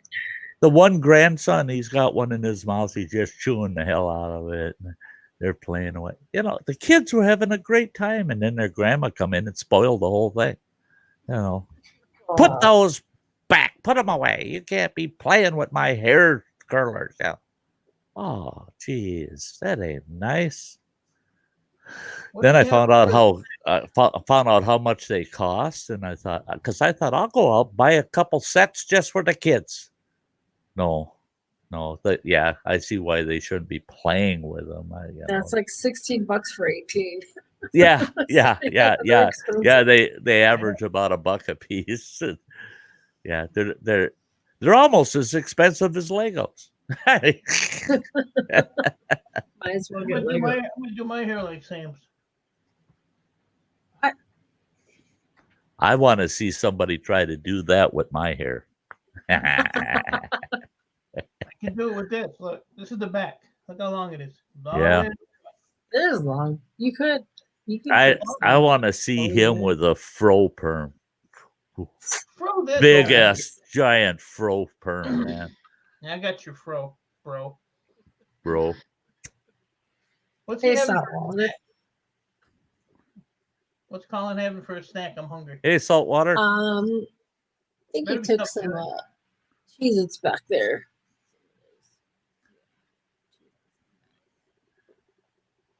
Oh yeah, it's hard to believe it's only 7:30 there for Sam. That's yeah. Have a snack. Oh, you heard him? Oh God. Have a snack. Maybe I'll just have a Girl Scout cookie. I'm kind of proud of the kid. He's not big on cake, so he didn't eat none of the bunny cakes. So I'm sure he's. Yeah, I know. He's not big on cake. Wow. You should have a cake. All right. Oh, curl the beard, eh? Yeah, hey, yeah. This summer, I tell you what, if you looked at some of my old videos during the peak of summer when it's just hotter than hell and humid, my beard puffs right out and it's just all curly and shit. It's from all the humidity, you know. It gets wild in the summer. It's just like, holy shit. Yeah. Hey, Saltwater. I ain't curling no. Yeah, curl your beard, Sty. You do yours, I won't do mine. And I think Samantha was in on that too. Weren't you? You were, weren't you? They had me braid my beard one time. Day. We're on a private chat like this. Trying to show you how to. I cannot look in a mirror and do shit, man. And I would getting it all fucked up. And they're going, no, the other one. Yeah, there you go. No, and it took about an hour, and then I had my whole beard braided. And I go, there it is. Like, taking the hair down, and she was showing you how to do it. Yeah, she's using her hair as the example. And I got it all braided, and I put a tie at the bottom, and I'm going, there. That's cool. Yep. It lasted about a half an hour, and it started coming undone, and and I said, fuck that. So I took it all apart, and my beard's all freaking weird and wild from, yeah. You want to get... It's better when it's damp. When it's what? When it's damp. Yeah. Yeah, I'd have to do it when it's wet. That's too damn much work, though. God, I need someone. I need a companion that's a good braider. Okay. Good morning. I'll get you a cup of coffee, and then you can braid my beard. You got a lot of blue hairs over there. I'm sure somebody will figure it out. Damn old blue hairs. They ain't braiding shit. Yeah. You can braid their armpit hairs. Well, I was going to say they could be 3-level braided. I mean, hell, yeah. I bet some of them got beards bigger than yours. Nasty bitches. Hey, don't go there, because there is a gal in the building here. Every time she goes around, delivers packages that come in the mail or UPS because of the COVID thing. She'll bring those packages right to your door. Well, I get packages all the time. Every time I hear that knock at the door and I open it, every time I have to stop from just going, whoa. She's got one badass mustache, man. And her a razor. They fix it. She's got the old chin hairs, going on pretty good too, but the mustache is pretty full, I'm telling you. Really? And it's just like, whoa. I thought her apartment must not have a mirror in it like mine. I mean, if I was a woman and I looked in the mirror and I saw the neighbor guy, yeah, I'd be a little concerned that something ain't right. But yeah, she's got quite the stash going on. And you don't find that appealing? Doesn't turn you on? Does it make you moist? You're talking to the wrong cowboy there. Just checking. That Brokeback Mountain shit's still around. There's some people that are into that.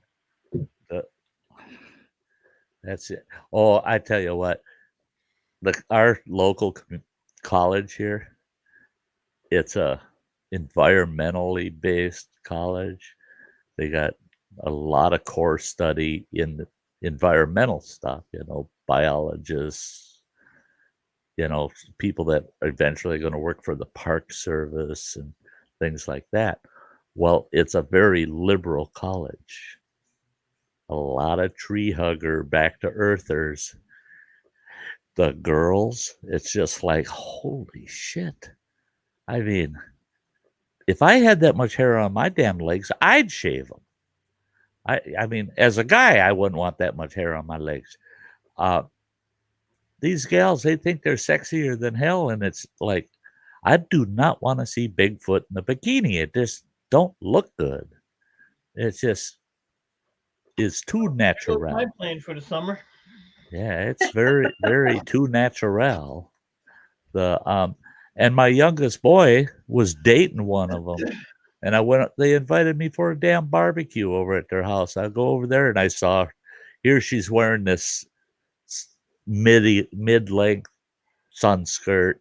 And I'm going, holy shit, look at that fur on her legs, And then she's reaching for things and I'm going, holy God, that's got to be warm under there. And my kid comes up to me, he says, hey, when you go to eat, whether you want a burger or a bratwurst, he says, don't go over and have her serve it to you. Come and get me and I'll serve for you. I go, what? What do you mean?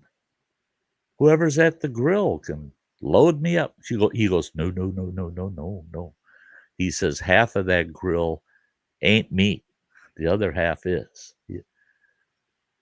I totally forgot about the conversation about 45 minutes later, I go up there and I told her, I said, hey, give me one of each.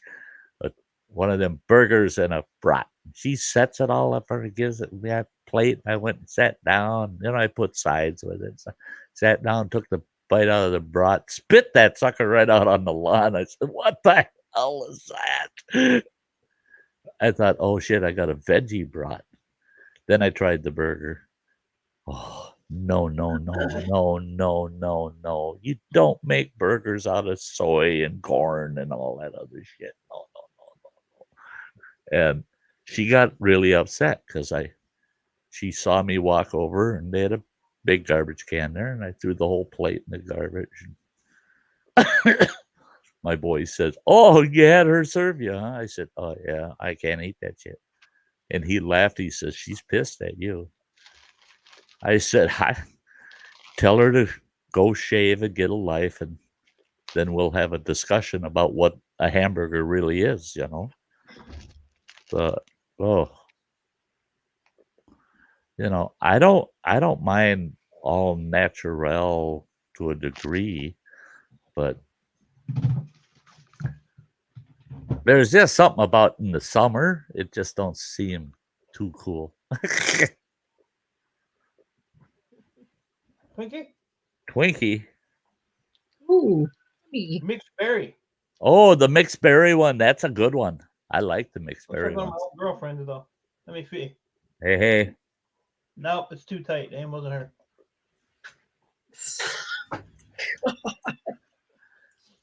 Just as creamy, just a little not tight enough. Yeah, right. There you go. About the same color. Blood clot red. Yeah. You're terrible. You're terrible. I still got a few of those rabbit balls that Crazy Ann sent me, and now I've managed. Now I'll open a pack and I just pop the whole thing in my mouth. I don't bite it in half and see that red in the center anymore. It's just. So you just pop it in there and suck on that ball, huh? Chew it right up. Do you? Do you savor the flavor? Savor it. You betcha. You betcha. More man than me. Oh, Jesus Christ. Yeah, I got my earbuds in. Bluetooth. I thought it was a hearing aid.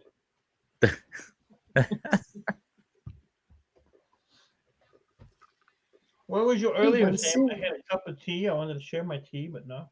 Oh. I had to drink it with Gemma just to get yelled at. And then she leaves. Yelled at me and leaves. Yelled at me and then she left. Oh, that. Yeah. Try to blame Gemma. It's all Gemma's fault. It's all Gemma's fault. I'm glad. Metal music. I saw that. Oh, my brother-in-law. He found himself a bride while he was out abroad in the military. Comes home with this German girl, right? Well, she's a country girl from Germany, and she could speak fairly decent English. And he married her, and when I first met her, we're hanging around talking and stuff. And it was summer. I told her, I said, oh my God, you look like one of the girls that go to our college here in town. She goes, what do you mean? There's somebody that looks like me here? I said, well, no, it's just the way they keep their hair. She goes, I don't understand. I said, you know, the hairy pit and the hairy leg thing and the like. And I said, I don't think I want to see you in a bikini because that'll remind me too much of the 70s. But so she asked my brother-in-law what the hell I meant by those things. She didn't quite. She thought it was just she wasn't bridging the dialect, or something, And when he explained it to her, oh my God, yeah, she took care of that business in a hurry. she learned to fit in right away. Boy, she just right away. I told her, I said, Sylvia, I said, you look great. You look awesome. You don't look like my brother anymore. I said, that's awesome.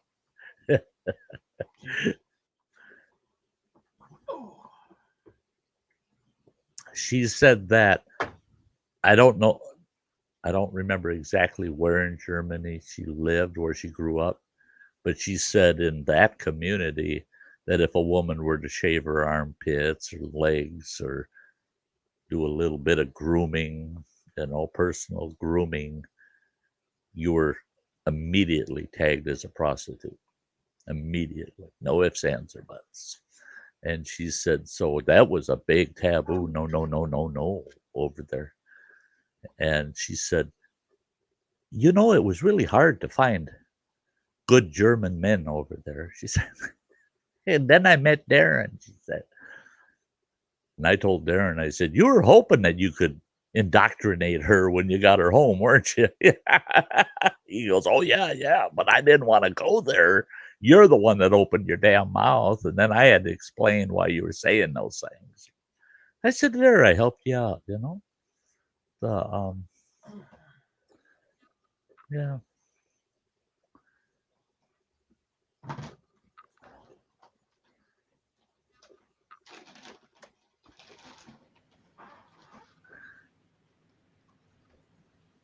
What the heck? Why do you keep shoving? Now he's shoving cookies in his mouth. These some bitches are good too. Girl Scout cookies. S'mores. Oh, I thought those were peanut thinners. Those were good. Oh, I like yeah. peanut thinners. Oh, yeah. Oh, yeah. Nom. Noms. I'm trying to reach my goal weight. Your goal weight? 300. Holy. I'm working on it. I never hit 300. I was close. I managed to hit 287. I got 60 pounds to go. I think I can do it by Friday. By Friday? Look behind me. I can do it. Oh, well, yeah. As long as you don't take a dump. I've been holding it in for like a week. My eyes don't want to give up any weight. No. Checking my blood sugar for the first time today. I forgot this morning, then I got busy this afternoon, and oh my God, yeah, it ain't going to kill me, but that's high. I didn't eat nothing. I just been drinking coffee all damn day. Well, that's the problem. You don't eat all day. It's a 233. 233. That means my liver's pounding out sugars. Why is this bitch texting me at midnight? Why? Wasn't me. It wasn't me. Y'all know who it is. I don't even know where my phone's at.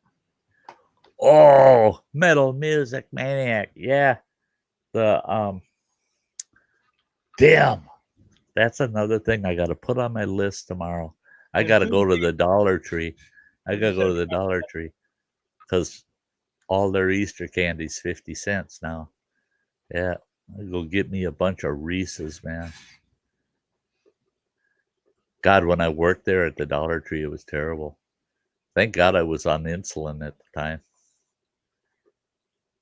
I actually, when I cleaned my pantry out a few weeks back, I cleaned the whole pantry out. It was ridiculous. All the Christmas, Easter, Halloween candy I had in that damn pantry. I loaded that shit all up and I filled half of a 13-gallon bag with all that candy. And there was some gal here visiting her grandma, and she had a bunch of little kids with her. And I go, hey, your kids like candy? She goes, yeah. I said, hang on, I'll be right back. I run to the apartment, came back with, oh, look at that. Plunk. That just tells me one thing. Somebody that said they were going to bed is lurking. Oh, there she is in the damn chat. It was me. Uh-huh. Take your ass to bed. Take your ass to bed.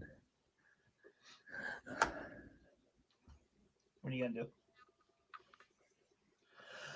The do? Damn granny.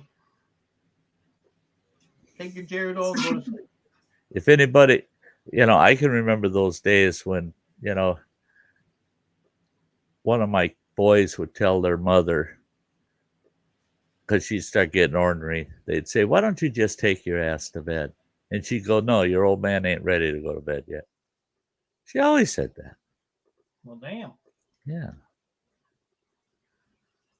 Damn, granny. Damn, granny. Damn, granny. Leave that hair alone, boy. That's 30 minutes of work on that head. Leave it alone. He wants my computer, so he's pestering me. Hey, it's not funny. Crazy. You know, silly. You're silly. Stunning.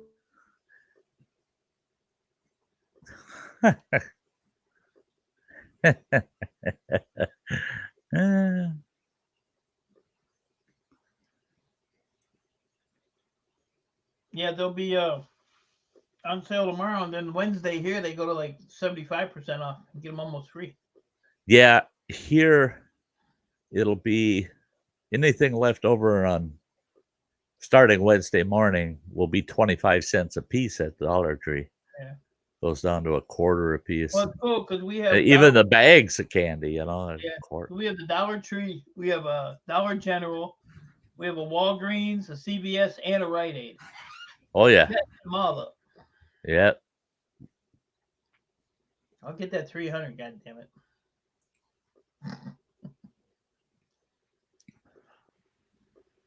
Man.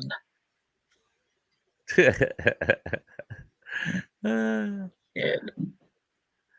Oh. I've got school tomorrow. Yep. Go to bed. Yeah, that's a good reason to go to bed. It's still kind of early, but still go to bed. Yeah. The earlier you go to bed, the better your day will be tomorrow. Yeah. That's not true. No, it isn't, but you don't want the kid to know that, They know. I've tried those tricks. They don't work on that child. Mm-hmm. Yeah. Oh, God, when we lived in northwestern Montana, it was hell with our kids. Well, kids, it's bedtime. What the hell? It's still daylight. Yeah. So what? It's 9 o'clock. Go to bed. Yep. And they're going, well, I thought you were going to have a campfire tonight. Well, we are, but not until 10:30, quarter to 11. You ain't staying up for it. Yeah, you go to bed. We never get campfires. Well, you can on Friday and Saturday nights. Otherwise, no, you go to bed at 9 o'clock. So what do? They're in there until 10:30, quarter to 11, carrying on. Get to sleep. We can't sleep. It's still sunny out. Yep. That's what we go through. Like from about now till the end of the school term. That's what's going to go on. Yeah, it stays light. Yeah. Ridiculous. Yeah. It's still night out. Too bad. Look at the time. Don't you get like 24 hours of dark or something up there? Well, we get about 3 hours of daylight or somewhat of daylight in the wintertime. Yeah. And then during the summer, the sun barely goes down. Yeah. The best they get in the summer is like dusk. Just a little bit of dusk. Yeah. When I went up to Juneau, I couldn't believe that shit. I reserve a room at the hotel there in Juneau, and they send me a confirmation package. In the other hotel, they just send you a confirmation letter. No, this was a package that all this information about Juneau and everything, and 2 masks in it. And those masks were stapled to this card that explained you are going to want these masks. Our Yeah. rooms are guaranteed to be 90% light free. You will still want a mask. What? Oh yeah, we got up there. When the hell was it? It was like the middle of July, end of July. Oh God, that's the worst time too. Son of a bitch. I mean, those curtains were like 4 layers thick. They were the heaviest freaking curtains I ever. They looked like tarps off of a semi truck, man. And they went almost 2 feet beyond the window on each side. And you'd lay there in bed and you got all this glow coming out around the edges of those big curtains. Nothing through the curtain, but around the edges. And you're laying there going, shit, I can't get it dark in my room. I can't get. And then you go, oh, the mask. So, yeah, you learn how to sleep wearing a damn mask because it's always daylight. It never get freaking dark. My friend came up from the lower 48 and started one of those shutter businesses, and he made a fortune. I bet. Just get those shutters that seal up Yeah. the dark, you know, Black light. it out. There was one hotel that guaranteed their room to be 100% light free. And I didn't stay at that hotel, but I should have. I mean, it was guaranteed 100% light free, or you got a 30% discount on your room rate. And I thought that was pretty freaking awesome. I mean, they're going to make damn sure that it's black in your room if you want it. You know, I could not freaking believe it. I was there. Insomnia up here is bad because of it. Yep, I was there for a week, and when I got home, I was sleeping 10, 12 hours every night for a week because I didn't get any sleep for a week. It was just a couple hours. And yeah, it was pretty weird to try to get used to.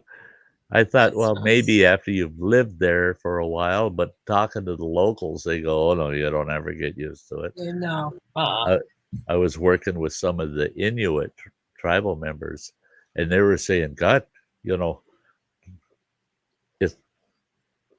we've been here, we're indigenous, we've been here forever. And they said, we're not even used to it. We don't even get used to it.